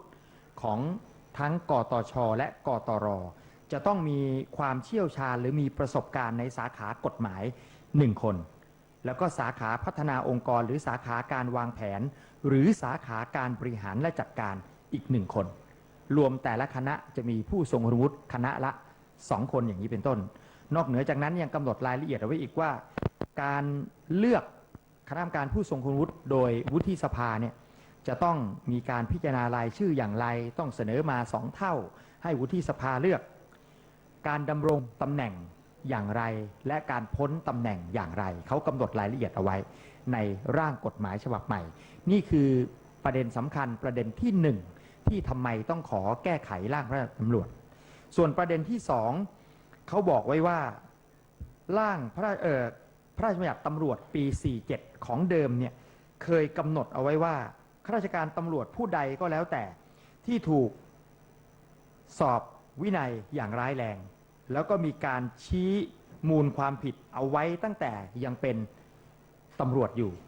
แล้วเมื่อพ้นจากตำรวจไปแล้วจะด้วยเกษียณอายุจะด้วยอะไรก็สุดแล้วแต่จะต้องดำเนินการสอบสวนให้เสร็จภายใน1 ปีนับตั้งแต่วันที่ออกราชการวันนี้เข้ามาขอแก้กฎหมายประเด็นเนี้ยว่าแทนที่จะต้องสอบให้เสร็จภายใน1 ปีถ้า1 ปีสอบไม่เสร็จให้สามารถต่อช่วงเวลาการสอบได้อีก2 ครั้งครั้งละไม่เกิน60 วันเพราะฉะนั้นตรงนี้ก็ทำให้ข้าราชการตำรวจทั้งหลายที่คิดว่าจะทิ้งทวนตอนก่อนที่จะเกษียณก็วันนี้ต้องลำบากหน่อยเพราะว่าการตรวจสอบแม้ว่าตรวจสอบไม่เสร็จภายใน1 ปีหลังจากที่ท่านพ้นการปฏิบัติราชการไปแล้วเขายังขยายระยะเวลาต่อได้อีกถึง120 วันครั้งละ60 วันแล้วก็ปฏิบัติไปตามมติของปปช.ก็ดีหรือปปช.ก็ดีหรือปปท.ก็ดีที่ชี้มูลความผิดเอาไว้นะครับนี่คือสาเหตุสำคัญของการแก้ไขร่างกฎหมายฉบับนี้ครม.เห็นชอบในสิ่งที่สำนักงานตำรวจแห่งชาติเป็นผู้เสนอมานะครับเรื่องที่กระทรวงแรงงานครับได้เสนอคณะรัฐมนตรีขอขยายระยะเวลาการจดทะเบียนแรงงานต่างด้าวสัญชาติเมียนมาลาวแล้วก็กัมพูชาเขาขอว่าในกิจการประมงทะเลเนี่ยเดิมการขอจดทะเบียนเนี่ยมันสิ้นสุดเมื่อ30 มกราคม 59จึงขอขยายระยะเวลาเป็น31 กรกฎาคม 59เมื่อขยายระยะเวลาถึง31 กรกฎาคม 59แล้วก็ขอให้อยู่ในประเทศและก็ทำงานได้ต่อจนถึงวันที่31 มกราคม 60ส่วนกิจการแปรรูปสัตว์น้ำจากเดิมสิ้นสุดในการขอจดทะเบียนแรงงานต่างด้าวเนี่ยวันที่22 กุมภาพันธ์ 59ก็ขอขยายเป็นหมดกำหนดการจดทะเบียนวันที่22 สิงหาคม 59แล้วก็อนุญาตให้อยู่ในประเทศทำงานได้ถึง22 กุมภาพันธ์ 60ก็คือหลังจากจดทะเบียนแล้วอนุญาตให้อยู่ต่อได้อีก6 เดือนซึ่งจริงๆเหล่านี้มันมีการเลื่อนมาเป็นระยะครั้งแรกในครม.เคยมีมติเมื่อวันที่6 สิงหาปี 56มาแล้วครั้งหนึ่งขยับเวลามาแล้วก็มีมติอีกเมื่อ3 มีนา 58แล้วก็มีมติอีกเมื่อ10 พฤศจิกา 58แต่เมื่อความต้องการแรงงานยังมีอยู่แล้วคนที่จะจดทะเบียนยังมีอยู่ถือว่า2 สิ่งตรงกันงานยังต้องการคนยังต้องการงานเพราะฉะนั้นทำให้คนที่ต้องการจะทำงานและภาคแรงงานที่ต้องการคนทุกอย่างอยู่ในระบบถูกต้องตามกฎหมายก็จึงขยายระยะเวลาต่อจากที่เคยกำหนดเดิมนะครับส่วนที่เขาขอมาเพิ่มเติมว่าขอให้กระทรวงมหาดไทยออกประกาศขอให้กระทรวงมหาดไทยแก้ไขประกาศนั้นเนี่ยครม.บอกว่าไม่อยู่ในสิ่งที่จะอนุญาตให้กระทรวงมหาดไทยออกได้เองกระทรวงมหาดไทยจะต้องทำเรื่องขึ้นมาเสนอครม.อีกครั้งหนึ่งว่าจะออกประกาศอย่างไรนะครับซึ่งตรงนี้ก็รับไปก็ครม.เห็นชอบตามที่กระทรวงแรงงานเสนอขึ้นมาอยากได้รายละเอียดเพิ่มเติมก็เดี๋ยวมาดูในเอกสารขอบพระคุณนะครับ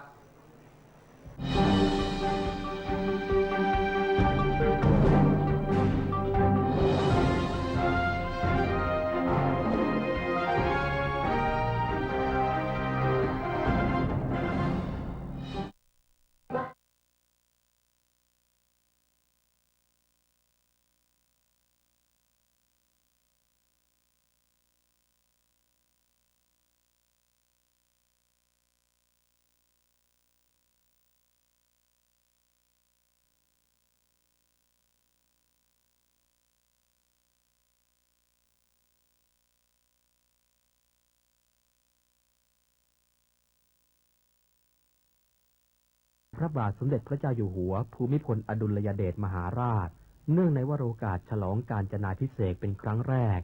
ณเสนาสนะป่าสิริวัฒนวิสุทธิ์อำเภอท่าตะโกจังหวัดนครสวรรค์จึงขอเชิญชวนพุทธศาสนิกชนคนไทยทุกท่านได้ร่วมกันสวดพระคาถานี้ถวายเป็นราชสักการะบูชาแด่พระบาทสมเด็จพระเจ้าอยู่หัวในวโรกาสอันเป็นมหามงคลครั้งนี้และเพื่อยังความสุขสงบอันยิ่งใหญ่ให้แก่แผ่นดินเพื่อความสงบระงับจากภัยพิบัติทั้งปวงและเพื่อความเป็นสิริมงคลแก่ตนเองครอบครัวหมู่คณะชาวไทยและชาวโลกทั้งมวล สรัจฉังสะเส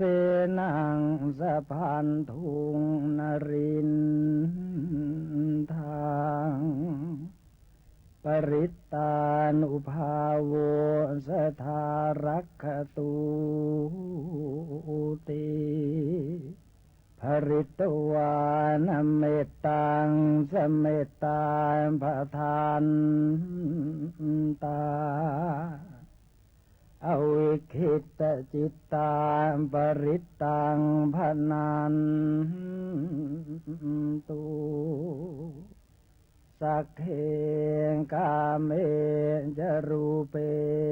คิริสิขารตเตจันตลิเควิมาเนทีเปรัตเทจะคาเมตรุวนาคาเนเคหวัตุมให้เขตเตภูมิมาจายันตุเทวาชละทละวิสเมยักขกันทัพพนาคาติทันตาสันติเกยังมุนิวรวจนังสานทโวเมสุนันตุธรรมัสสวนกาโลยัมปทันตาธรรมัสสวนกาโลยัมปทันตาธรรมัสสวนกาโลยัมปทันตานะโมตัสสะภะคะวะโตอะระหะโตสัมมาสัมพุทธัสสะนะโมตัสส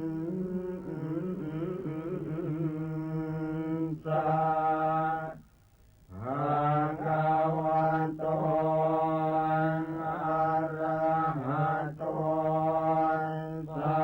มมาสัมพุทธั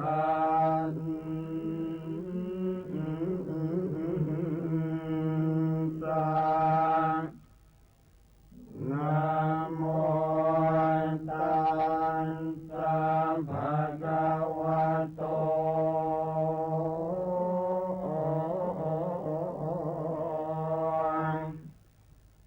อะระหะโตสัมมา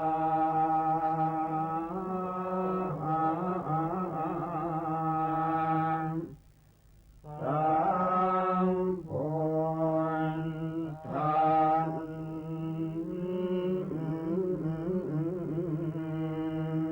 สะสุตุทัสโสอายังธัมโมโลกัสสังคินาเทสิโตมหาสันติกโรโลเกสัมปัสสัมปันติตายโกสัมโพปันโตปัสสมโนโพตยังคานิวารโนอาการลมันจุตมโนโสกโรกวินาสโนปราจังกปมันสโนรัญโยวิจยวันทโนสัมปันนิสหโรสันโตธัมมังวังสามิปุตตโต โยยันตสังวันเนติคุณโนตเมตัสสะตันตสุขาโรกายโสติโยโหติสัมปทาตันหังกโรมหาวิโรตัมปโลกานุกรรมปโกวันตสังสารธรรมโนสัมปกรรมตโตสัทธาสัมภาภิกขุสัมภาวิทุสัมภเทวคารตโมสัมภาสวัคริกิโนตตาโสทิงกโรตุโนวรรังคณสัมปันโนเมธังกโรมหามุนิจุตินตโรมหาสิริสุวรรณกิริสันนิโพธิพรุปมหากายโยมหานาโทมหาพโลมหาการุณิโกสัทธามหาสันติงกโรตุโนมหาโมหตมังหันตวายโยนาโทสรนังกโรเทวาเทวมนุสสานังโลกานันจะหิตังกโรพยามาปภาภิรุจิตโตนิโครตปริมันทโลนิโครตปังกปิมโพนโทสัทธาโสทิงกโรตุโนอติติรตโนเพโตติปังกโรมหามุนิปปานิทาวเตตันสถาเนทวาทัสโยจะเนวาสัตตะสหัสสานิตตวาโนเกวินายโกโลกาโลกตโรสัทธาสัทธาโสติงกโรตุโนอัฏฐาสิติหันตุเปโตโกนทันโยนามนายโกสัมปธรรมเมหิอัสสมโมสัมภปารมิตาคัมโมวาสัสสะตสหัสสานิอายุตัสสะมะเหสิโนโมเจตุโสสัมภปยาสัทธาโสติงกโรตุโนอัฏฐาสิติรัตนานิอาจุมกโตจุตินทโรมังคโลนามสัมพุทโธนาวติสหัสสายุโกจัปปันนรังปิโยทัสสะหัสสะโลกธาตุโยภรันตาตัสสะจาเทติเอสะโสทิงกโรตุโนนาวติรัตโนเพโตสุมโนนามนายโกกัญจนาจรสังกาโสนาวติสหัสสายุโกอุเปโตปุณตะกุณเนหิสัมปสันตหิเตสะโกกโรตุโนมหาสันติงอารกยัญจสุขังสัตตาอสิติรัตโนเพโทสัตติสหัสสะอายุโกเรวโตน นามาสัมพุทโธสัพพโลกุตโรมุนิตาสัสริเรเนพัตตาปภามาลาอนุตตราปรันตายโยชเนนิจังสัทธาโสทิงกโรตุโนยโมปิโตนามาสัมพุทโธนาวุติสหัสสายุโกสังสารสากเรตันเตภะหุโมเจติทุกขโตอัตตปัญญาสารตนังอาจุกโตมหา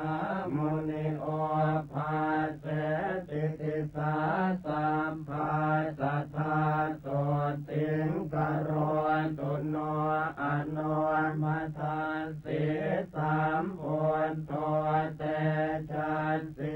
ทุรติกัมโมอันตปันนาสรตโนโอภาเสนโตสเทวเกนิพพานปาปะโกโลเกวัสสัสตสหัสสา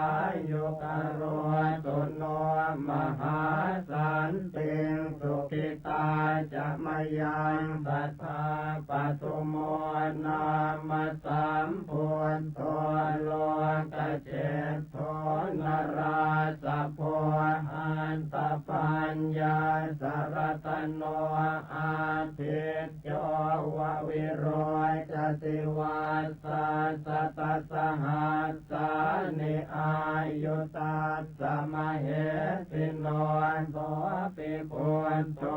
การุณิโกสัทธาโสติงกโรตุโนอัตตาสิติรตโนเปโทนารโทสัมปตามโต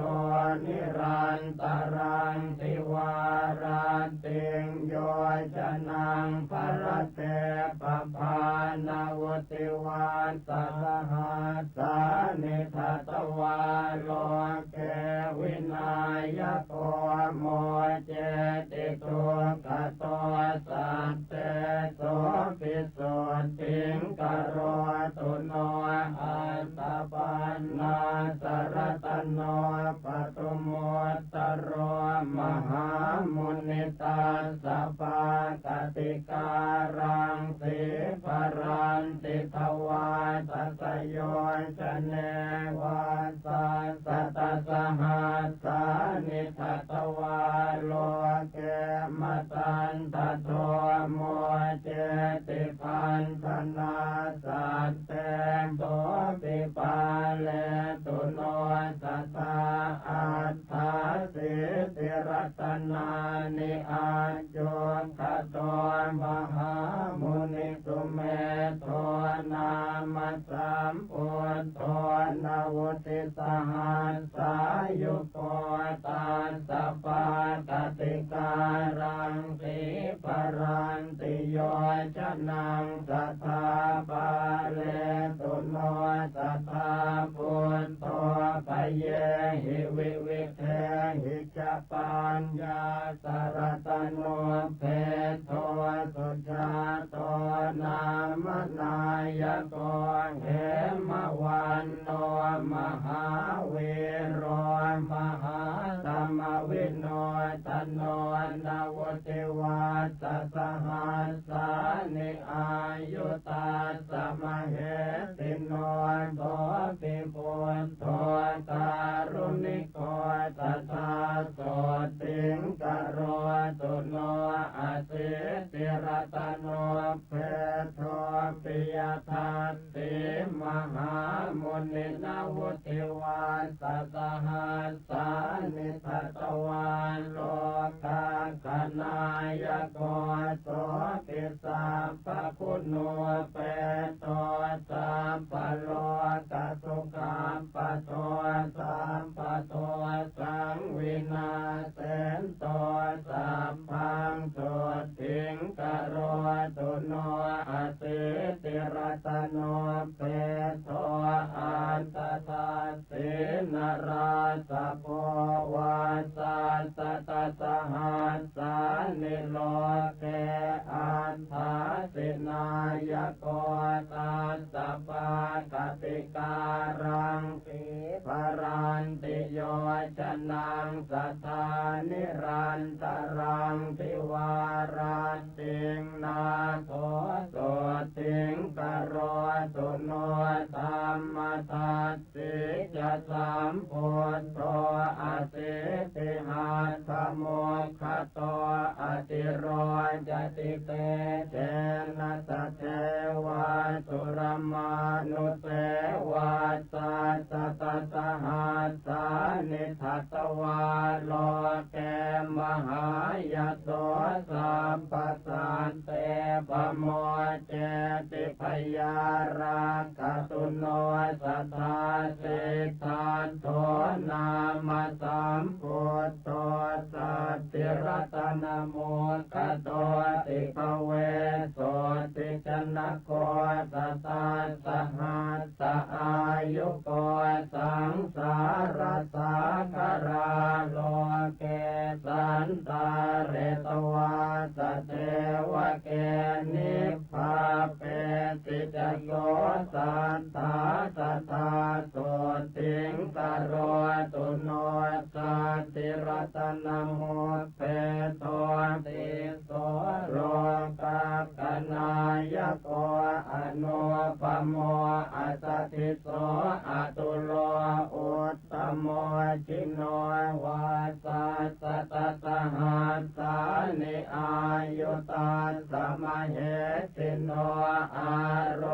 กยัญจะมหาสุขังโหตุโนตัสสะเตจะสาอัตตปันนาสรตโนพุทโธโลกังกนายโกจะนำผู้จังวิโรเทนตนิพพาเป็นตัวสัทเทวเกณวุติวาสสหัสสานิทัตวาโลเกมหายโสอุตตรันโตภะหุสัตเตสัทธาโสติงกโรตุโนอสิติรัตโนเปโตวิปัสสิโลกนายโกปภานิทาวเตตาสัสมันตาสัตตโยชเนโสปิเทวมโนสานังพันธนาปริโมจลิอสิติสหัสสายุโกนาโทโสติงกโรตุโนสัตตติหัตถโมเปโทติกินาเมสนายโกปภานิทาวเตตาสัสมันตาโยจนาตเยโสปิอตุลโยสัมพุทโธสัตตติสหัสสายุโกกโรตุโนมหาสันติงสุขิตาจะมยังสัทธาเวสสภูนามาสัมพุทโธเหมรูปสมุปโมสันติรัตนโมเปโท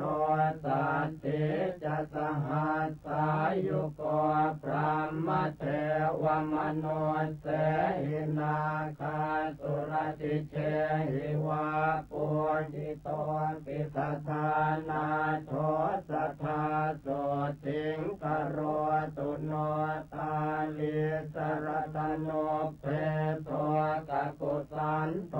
มหามุนิตาสกายานิจรันติปภาตวาตัสโยชเนจัตตาลิสัสหัสสานิตาสอายุอนุตตโรกโรตุโสสัทธานาโทอายุงสุขังพลัญจโน โกนาคัมมนะสามพุทโธติงสหัสสะสมุขโตติงสวัสสะสหัสสานิอายุตาสมเหติโนธรรมามะเตนะตาเปตาเทวสังฆังสุราละเยมหิตาเลจะชนะตังตถาสุติงกโรตุโนกัสสะโพนามสัมพุทโธธรรมราชาปปังกโรวิสติหัตถโมเปโตวิสัสสหัสสหายุโกอนุปโมสมะสโมเทวสัทธาอนุตตโรกโรตุโนมหาสันติงอโรกยัญจะจยังสัทธาอัฏฐารสหัสโตเปโตโคตโมสักกยวัตโนสัพพัญโยสัพพติลโกสัพพโลกสุขาปโตสัมพุทโธสัพพธัมมานังปะเกหิภาคยวายุโตวิชาจารณะสัมปันโนโสตยาโรกยังตถาตุโนอัปปาติตาจะสัมพุทธาอเนกสัตตโกติโยสัพพโลกมพิญญายสัพพสันตานุกัมปิโนสัพพเวรปยาติตาสัพพโลกสุขาปทาสัพพโทสังวินาเสนตาสัพพโสติงกโรนตุโนอนาคเตจะสัมพุทโธเมตโยเทวปุจิตโตมหิติโกมหาเทวมหาสันติงกโรตุโนสัพเพปัจเจกสัมพุทธานิโรธจานโกวิธานิราลยานิราสังฆาอัปปมัยยามเหสโยตุเรปิวินัยเยติสวาสัมปัตตาตังกเนนะเตสันเทติกะปะเลกัตวาสัทธาสันติงกโรตุโนภวะคาตาติสัมปันโนธัมโมสัพปริยาติโกสังสารสาคาราโลเกตาเรติจินโคจโรกิเลสชาลวิทังสีวิสุทโธปุตตะเสวิโตนิพพานกัมมโนสันโตสัทธาโสติงกโรตุโนศีลาจิกุณสัมปันโนสังโฆมัคคะภะเลติโตจิตตินทริโยจิตตปาปอนตากินัยโยอนุตตโรอนาสวปริสุทธโธนิราสาโสภวาภเวนิพพานโคจโรสันโตสัทธาโสติงกโรตุโนอัญญาตะโกนทัญญาเถโรรัตตัญโยนังอักโกอาหุธรรมจักกาภิตมโยสัทธาโสติงกโรตุโนวาปัสเถโรมหาปัญโยมหาตมวิโนทโนมหาสันติกโรโลเกมหาสันติงกโรตุโนภัสสิโยภัสสติโลจตากินัยโยอนุตตโรโลกา ตจริโตเถโรสตาโสถิงกโรตุโนมหานามโมมหาปัญโยมหาธรรมวิทูสุโตมหาขีนาสโวเถโรมหาสันติงกโรตุโนอันตจิเถโรมหาปัญโยจิตมาโรจิตินทริโยจิตปัญจติโกโรเกสัทธาโสถิงกโรตุโนอนุปปิกทังสุตวายโสเอกาคมานะโสอาคธรรมมโน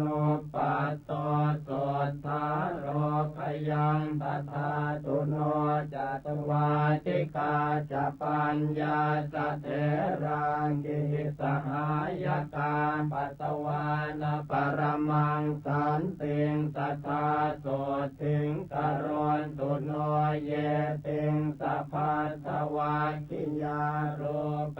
นาตุระวันนิโนขีนาสวาวติปุตาเตกโรตุอนามยังอุรุเวลกาสโปปิมหาปริสานโมตโมตปิโตอาคาธานามิกถาโสถิงกโรตุโนโยนะติกาสปัตเถโรปุญญาเกโตอนุตตโรตสังโฆศิรสัมปันโนตตาโสถิงกโรตุโนธรรมปัจจลิโตสันโตโยเถโรขยากาสโพสังยุตโตภวนิเสเหสทาโสถิงกโรตุโนโตกนาทังสเปตวานปัญญวันตานปานินางปัญญายสาลิโกตัสสกลังนาคติโสลสิงสาลิโกตมหาปัญโยปัตโมอาคสาวโกธรรมเสนาปฏิเสโทสัทธาโสถิงกโรตุโนปาทังคุลิกมัสเตนะเวชยันตปกรรมปโนปัตวิงมหาติงสัพพังสมัสโสปริวัติตุงโมกัลลาโนมหาเถโรสุติโยอาคาสาวโกอิทธิมันตานังโสอาโคสัตตาโสถิงกโรตุโนมหากาสปัตเถโรปิโอตัสสะกนาการนิโพตุตะกุณากานิกิตโตตติโยสัตตุสาวโกอารัญญวาสาภิรโตปังสุโกรัตโรมุนิสุขตัสสะสนัตโรสัทธาโสถิงกโรตุโนอาปาติหานาปาติยาสเตกิจจายโกวิโตวินัยเยอาคเนกิตโตอุปาลิสัตตุวันนิโตวินัยเยปารมิปัตโตวินัยโคจโรมุนิกโรตุโนมหาสันติงโสทยาโรขยังตถาตุโนอนุโรธมหาเถโรติปจักขุนโมตโมยาติเศษโตภะคะวะโตโสทยาโรขยังตถาตุโนโอจากุริกานังอาโคปติโยสุสมาหิโตกาลิโพธายาปุตโตจัตตาโสถิงกโรตุโนอานันโตปุตตุปัฏฐาโกสังกิติสาตุสัมมโต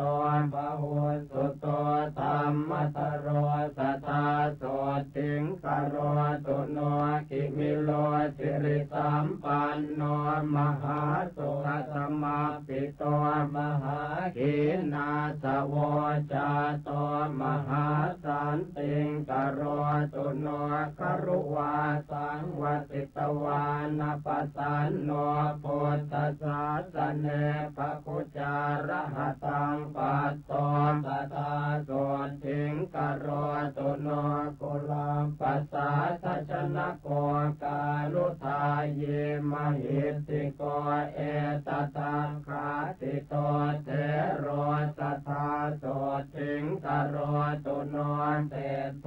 ธรรมกติกานังเป็นนางเวทานปารโกปุณโนมันตานิยาปุตโตเทโรโสทิงกโรตุโนปารทวาโจมหาเทโร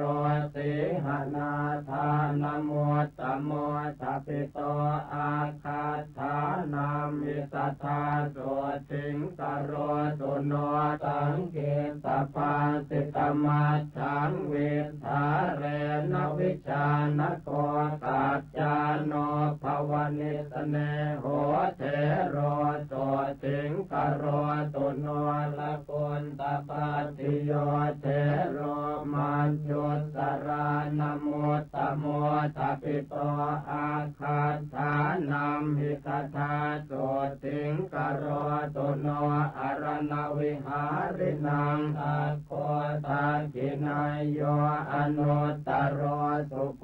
ธิพุทธธรรมโนเตโรโสทิงกโรตุโนอรัญญวาทินังอาโคเรวะโตคติรวนิโยวิเวกาภิรโตเทโรสัทธาโสทิงกโรตุโนยาเยนังอุตตโมเทโร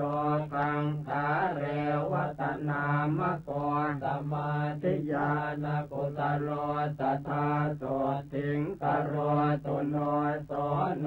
จักโกเลวิโสปิอารัตวิริยานโมตโมปหิตัสโตสัทธาเทโรโสทิงปาสุงกโรตุโน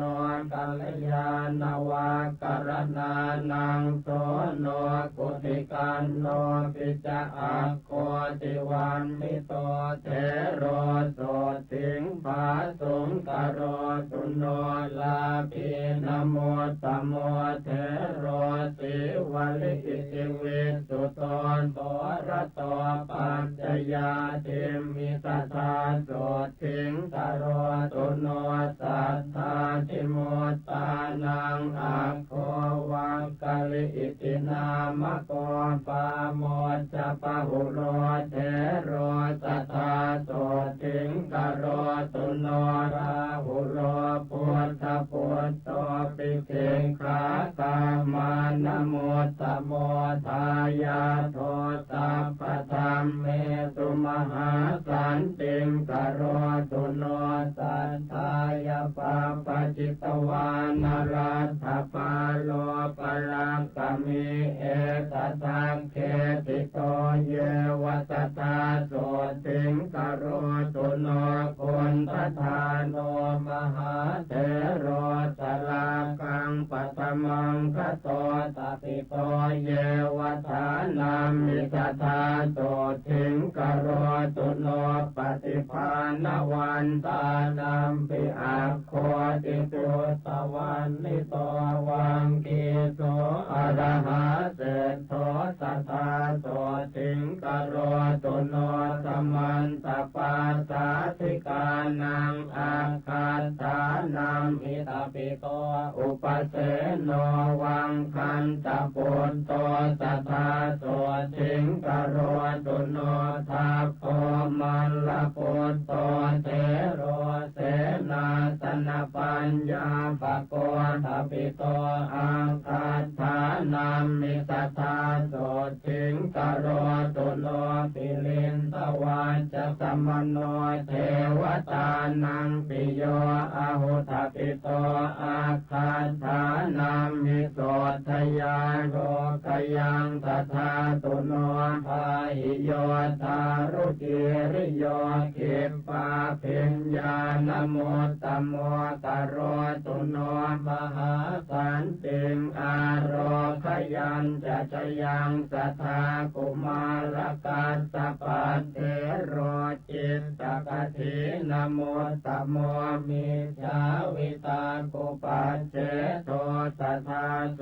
ถิงกโรตุโนปฏิสัมปิตาปัตตานังอากาสานัมหิตาปิโต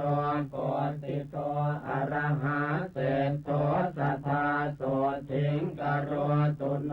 อัปปาภาโทมหาเถโรอัปปาภาทานโมตตโมภาปุโรอะระหะชาโตสัทธาโสถิงกโรตุโนปุพเพนิวาสเวทีนังอัคโคติพุทธวันนิโตโสปิโต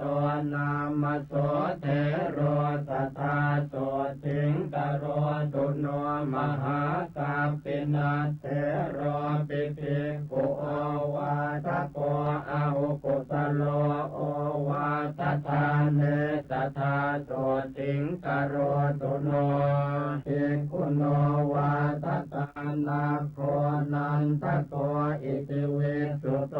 ปาเลตุโนสัทธาเถโรโสถิงภาสุงกโรตุโนอินทริเยสุพุตตตวารโรอาคาธาเนติโต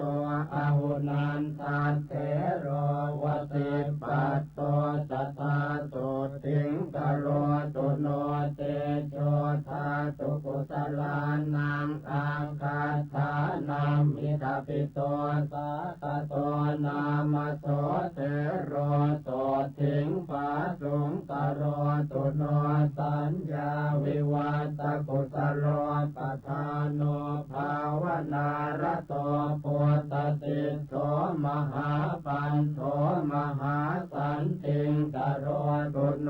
จุลปันตกันเถโรปิมโนมยาปินิมิโตทัปิโตอาคาธานัมหิตถาโสถิงกโรตุโนปฏิภาณยกานังตุอาคาธานัมหิตปิโตราโทเถโรมหาโสถิงกโรตุโนอนามยังโลกจิวรธารานังภิกขุนังอุตตโมอาหุโมกราชมหาเถโรมหาสันติงกโรตุโนวิมโลวิมลปัญโยสุรูปสุตมาหิโตระโชนลิมปฏิคันเตมหาสันติงกโรตุโนธรรมปาโลมหาปาโลมหาธรรมตโรยติมหาขีนาสวโลเกมหาสันติงกโรตุโนจักขุปาโลมหาเถโรปทานโนสิรสังวุโตปหิตัสโตมหากายโยมหาสันติงกโรตุโนสัพพเวรพยาติโตนารโตอาสวะขโยมหาสันติกโรโลเกสัทธาโสถิงกโรตุโนปุถทปูชายนิรโตจินภัตติปรายโน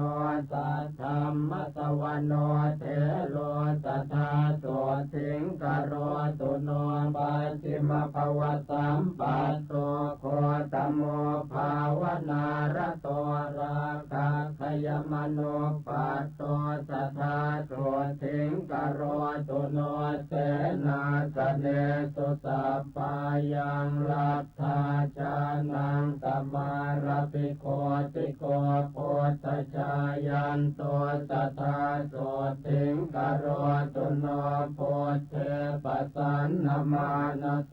สุปาหุปัญจลีกโตขีนาสโววติปุโตมหาสันติงกโรตุโนวิปัสสนายปัสสุโตวันนิโยสุตมาหิโตสัตโตยาเยวเนวาสิสตาโสติงกโรตุโนโอติโยวินัยตโรอติกันโตนรามเรธาเรนโตอันติมังเทหังสัทธาโสติงกโรตุโนวิมโรวิรโชจันโลชาโตปันตระเกตุนาพิมพิสาราตโจเท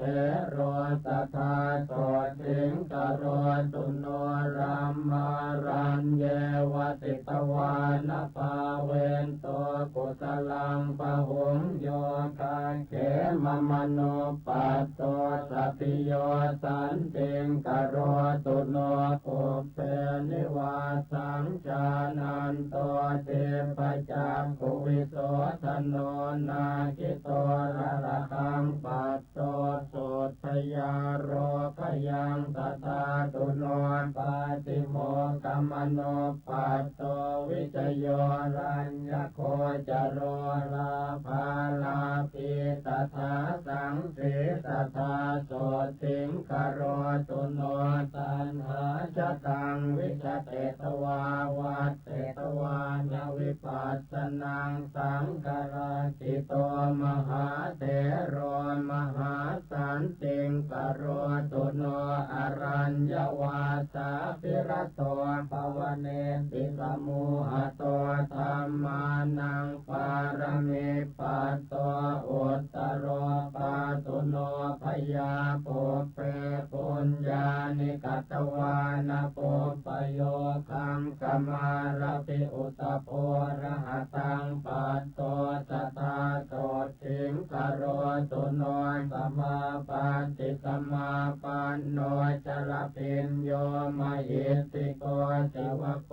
พุทธชายันโตสัทธาโสติงกโรตุโนสัตตาริยธโนเทโรตนิโยตัมปสาคโรวันตสังสารคมโนสัทธาโสติงกโรตุโนปัญจขันเตปริญญายภาวยิตวานเนปุติงปัตตวานปรมังสันติงโพติโยปาตุโนพยาอุปนิสยสัมปันโนอุจจโยปุตตมามะโกโลกาสปะตุโตเทโรสัทธาโสติงกโรตุโนปุตตาปัสสะทะสัมปันโนปะปะเจกินัสสะสะเนสัญจโยนามโสเทโรสัทธาโสติงกโรตุโนมารัญจโยมหาเถโรรามเนยโยมหิตติโกนิพพานานินนจิตโตโสสัทธาโสติงกโรตุโนอุปปาปัญจปุญญัญจเวติวัตโตอนาสวเวรัตเถโรระหัปปัตโตสัทธาโสติงกโรตุโนปุณณมาสมหาเถโรปังสุโกรัตโรยติปุปปกิจจวิติงกัตตวามหาสันติงกโรตุโนปัญจจินโนปัญจชโหปัญจจุตตริภาวโนปัญจสังฆาติโคเทโรสัทธาโสติงกโรตุโนโพเพราคังวิจารเรนโต จินปันติปรายโนเทลันทสิโสวังสัทธโรสัทธาโสติงกโรตุโนปัญโยปันนานิอภโยนิการตินาติชีวิเตอจิโตโสมหาเถโรมหาสันติงกโรตุโนวิวัตเนสเยปุญเยกัตวาสัมพุทธปฏิมาคุลาเถโรระหะปัตโตมหาสันติงกโรตุโนวิปัสสิธรรมทายาโทเถโรนิโครธนามโกนิปานากรรมสันติโทสัทธาสันติงกโรตุโนติโสวิจจาอนุปัสโตสุขันโทนามโสระหะสัพพปะปะปริกิโนสัทธาโสติงกโรตุโนนันติโยสัทธาสัมปันโนจิตกะเลโสมหาเถโรอภิญญาปารมิปัสโตสัทธาโสติงกโรตุโนกิเลสาชาปิตาเยนะจิตธรรมรเตนะโสธรรมาระปุตตวิมโรสัทธาโสติงกโรตุโนเทวโลกมนุสเสสุอนุพุทธวาวิภูติโยติสัทเทโรมหาปุตโตมหาสันติงกโรตุโนสุวิมุตโตมหานาโคติหิวังเกหิมุตตะโกสุมังกโรมหาเถโรมหาสันติงกโรตุโนนิราคโรนิราสาโสมลคีรวิโสทโนวิเวกาปิรโตโคโตสัทธาโสติงกโรตุโนปวิเวกมโนปัตโตกิริมานันทนามโกภาเวนโตกุตเลธรรมเมสัทธาโสติงกโรตุโนโพธิสาสนมารัตโตสมิติภาวนารัตโตสมิติคุณสัมปันโนสัทธาโสติงกโรตุโนอาราจิตจิโนสันโตโชติเถโรมหาระหาวิมุตโตสัพพสังสาราสัทธาโสติงกโรตุโนเสนาสนานิปันดานิเสวันโตชานมาระปิกระปิญโยมหาจุนโทสัทธาโสติงกโรตุโนชันนาเถโรสหชาโตสุนันโตจินสาสนังโยกะเขมมโนปัตโตสัทธาโสติงกโรตุโนเมขิโยปุตโตปัสสะโกจินปัสสิปรายโนมิจฉาวิตากุปัจเจโตสัทธาโสติงกโรตุโนอุปวานโนมหาเถโรมหากายโยมหาระหามหิติโกมหาเตโชสัทธาโสติงกโรตุโนสังเกตโยโจรธรรมโนสัพพสังโยชนะขโยปาเลตุโนสัพพพยาโสทยาโรขยังตถาตุโนปัญหาปยากรเนเจโกเมตตาจานรโตยติโสปาโก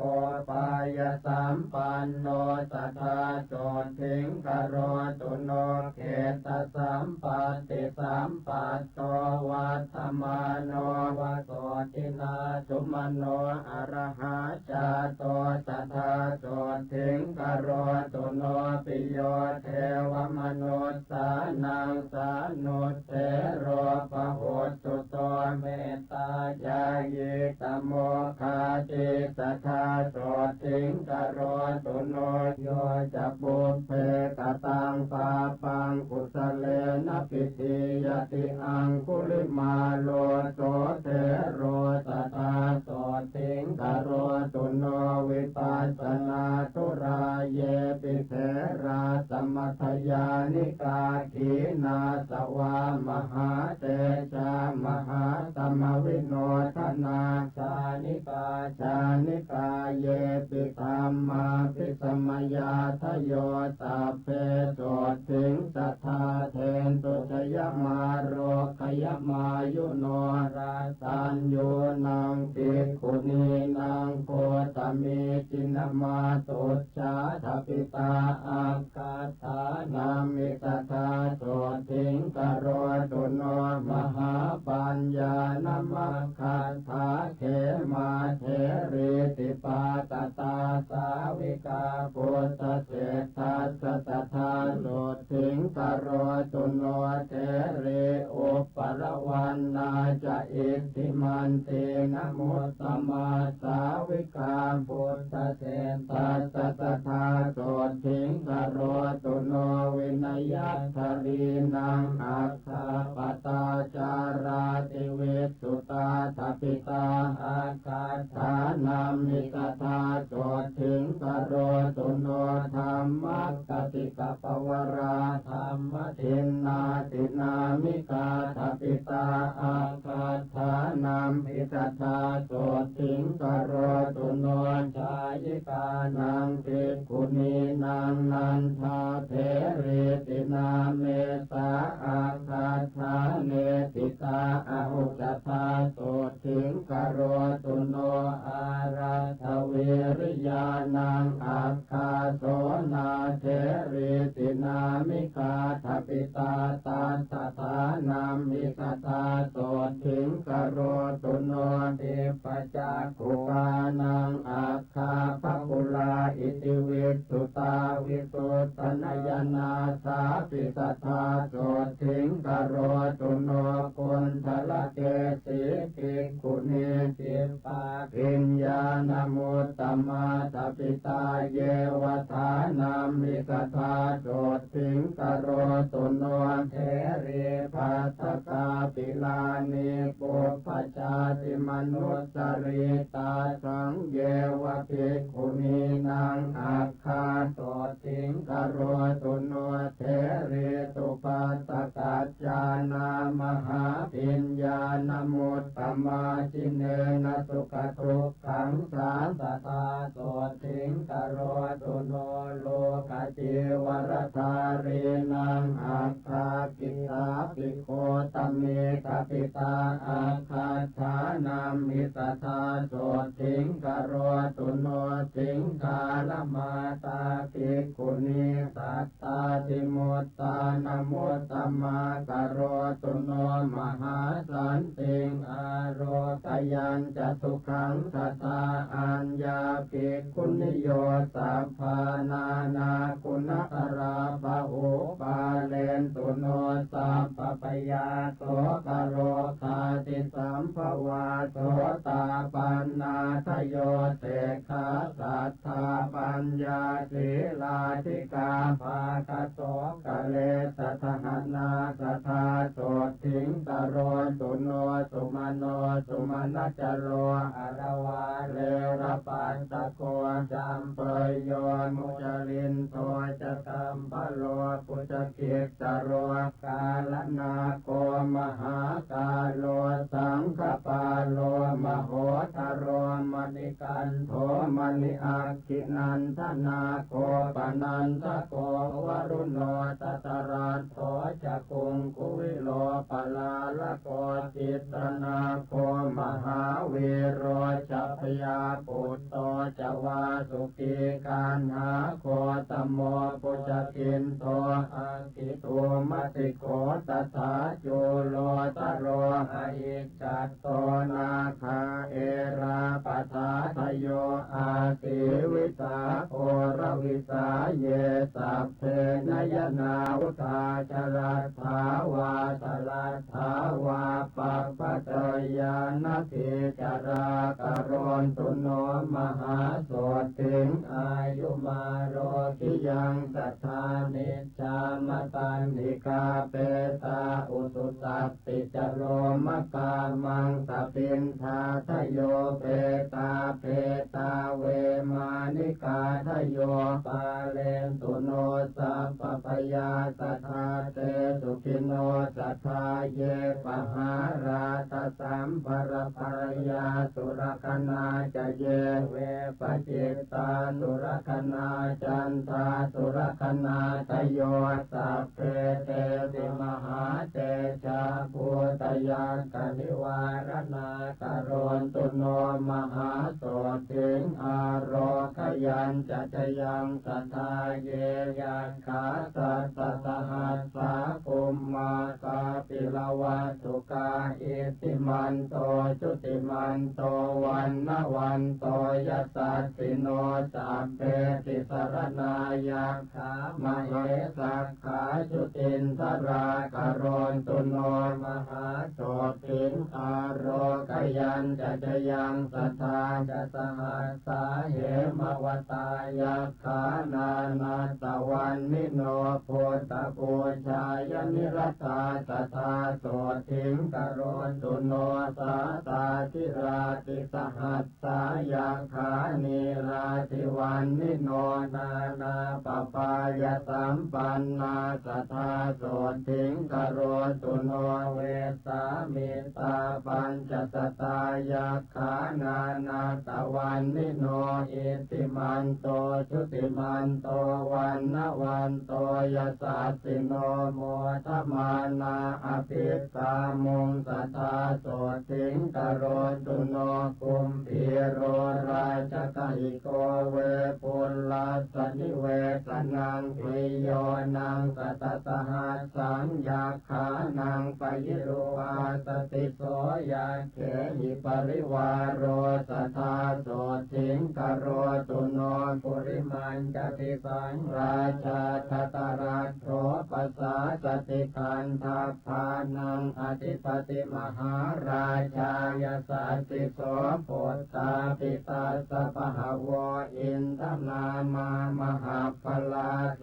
ราชาสหโพเตหิสัทธาโสถิงกโรตุโนทักขินันจติสังราชาวิรุณโหตังปัสสาสติกุมพันธานังอธิปติมหาราชายสัสสิโสโพธาปิตาสปหาว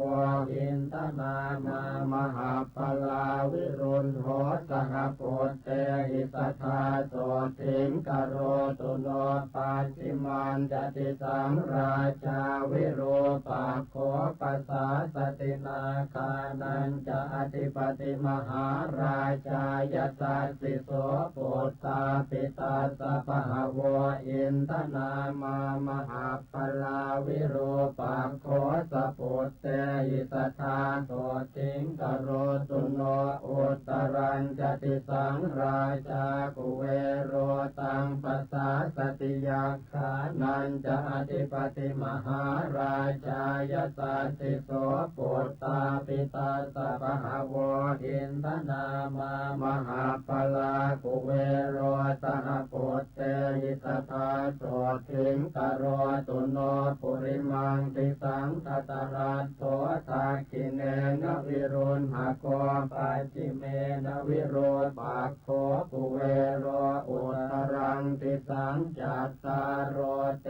มหาราชาตมันตาจตุโรติสาทัพพันนามานาอัตถังสุตตาโสถิงกโรตุโนเตสังมายาวิโนทาสาอาภูงวันจนิกาสัทธามายาปุเทนตุวิเทนตุวิโตจวิตุโตสหจันตโนกามเสโทจะกินลุคันตุนิคันตุจะปนาโทโอปมันโยจะเทวสุโตจะมาตลิจินตเสโนจะคันทาโพนโร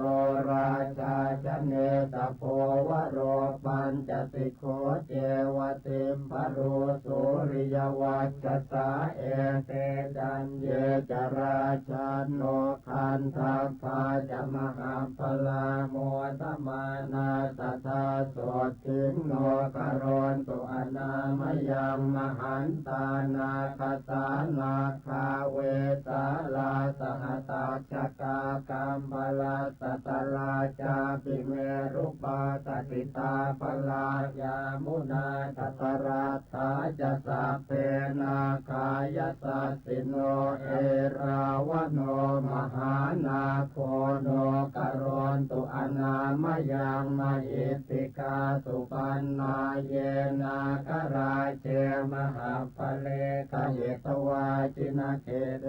วะปะขันติงสุนเพปลาเตโพตสรณาสัพเพโตติงกโรนตุโนสัทธาปัทพยาโพจะเตโชจะวาโยเทวามหิตติกาอุปจาเรนนิพพัตตาสัทธาโสติงกโรนตุโนวรุณาวารณาเทวาโสโมจยสัสสะสหเมตตาการุณิกาสัพเพสัทธาโสติงกโรนตุโนปันนาตโยชนายาเมวิมาเนรัตนามะเยติโตตเมวิหันตวานาสุริโยโสติงกโรตุโน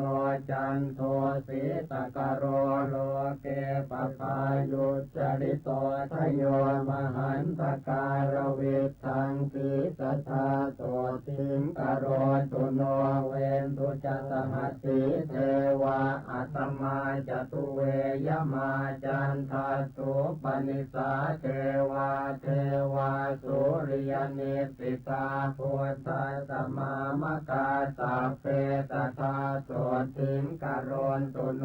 นาคาตานิปุระคัตวาเทวามันทวลาหากาสัพโกปุรินทโทเศธโทสัทธาโสติงกโรนตุโนมหันตาสหภูเทวาชลมากิสิขาริวะอริสกาจโรชาจะอุมมาปุมปนิพาสิโนวรุณาสหธรรมมาจะอาจุตาจะอเนจกาสุเรยรุจิราเทวาเทวาวาสวเนสิโนตเสเทสัสทากายาสัทธาโสติงกโรนตุโนสมานามหาสมานามานุสามานุสุตตมาคิตาปโตติกาเทวาเทวามโนปโตติกาอัฏฐาปิหารโยเทวาเทวาโล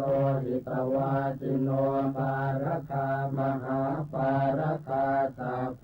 เทวายสัสสิโนทัสเสเตสัสสะกายาจัตถาโสติงกโรนตุโนสุงกากรัมภาอรุณาอาคุงเวคณสาสหโอทาตะไค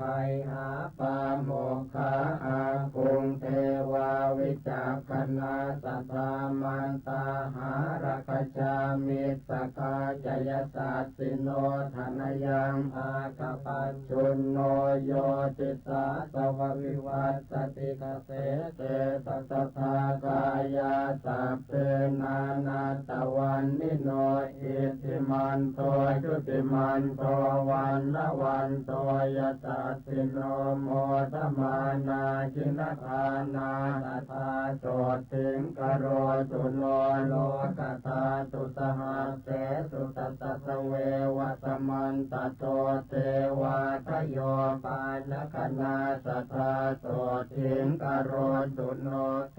มิยากันตกายาจักโชตินามามหิติกาลัมพีตกาลามเสสาสัทธาโสติงกโรตุโนชลัทธาจักรัตถันเยเทวากาสัตตกาทโย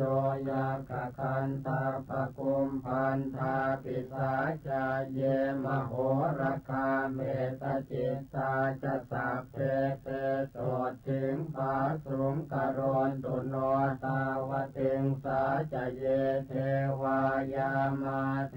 วา ามหิทธิกาตุสิตาจะมหาเทวานิมมานรติโนมราวัตวัตติสุรติโนสัพเพเท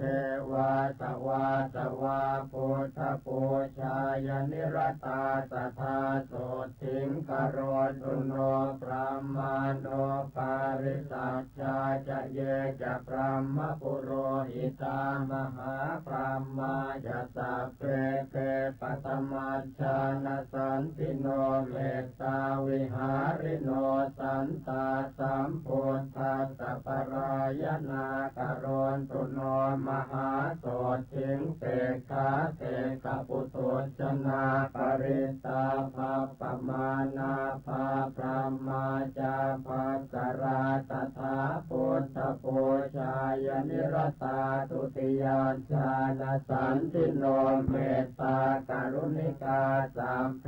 ตาปสัมสหิเตติโนกโรนตุโนมหาสันติงโสติมาโรกยมายุวังปริตตสุภาพระมาโน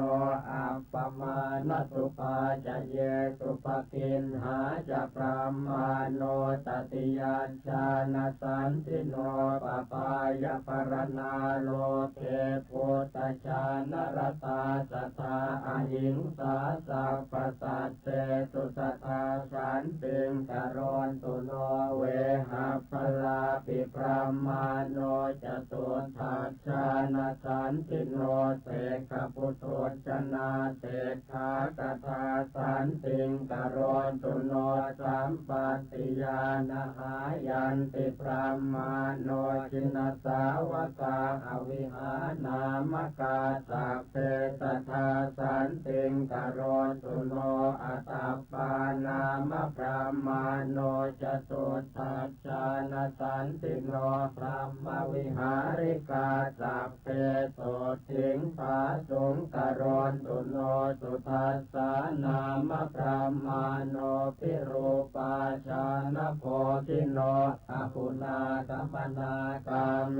สันติงภาสุงกโรนตุโนพระมวิหารสัมปันนาจินพันติปรายนาพระมาโนสุทัสสีนามตถาโสสิงกโรนตุโนอากานิฐาจะพระมาโนเจตาสังปกุเนหิจะปะหินนภวนิสเลหาสัทธาโสสิงกโรนตุโนปัตมารูปพระมาโนสัพพรูปวิราคิโนจินพันติรตาสัพเพสัทธาโสสิงกโรนตุโนตุติยารูปพระมาโนเหตาจานวิราคิโนจินพันติรตาสัพเพสัทธาโสสิงกโรนตุโนตติยารูปพระมาโนเหตาจานวิราคิโนจินพันติรตาสัพเพสัทธาโสสิงกโรนตุโนจตุทารูปพระมาโนเหตา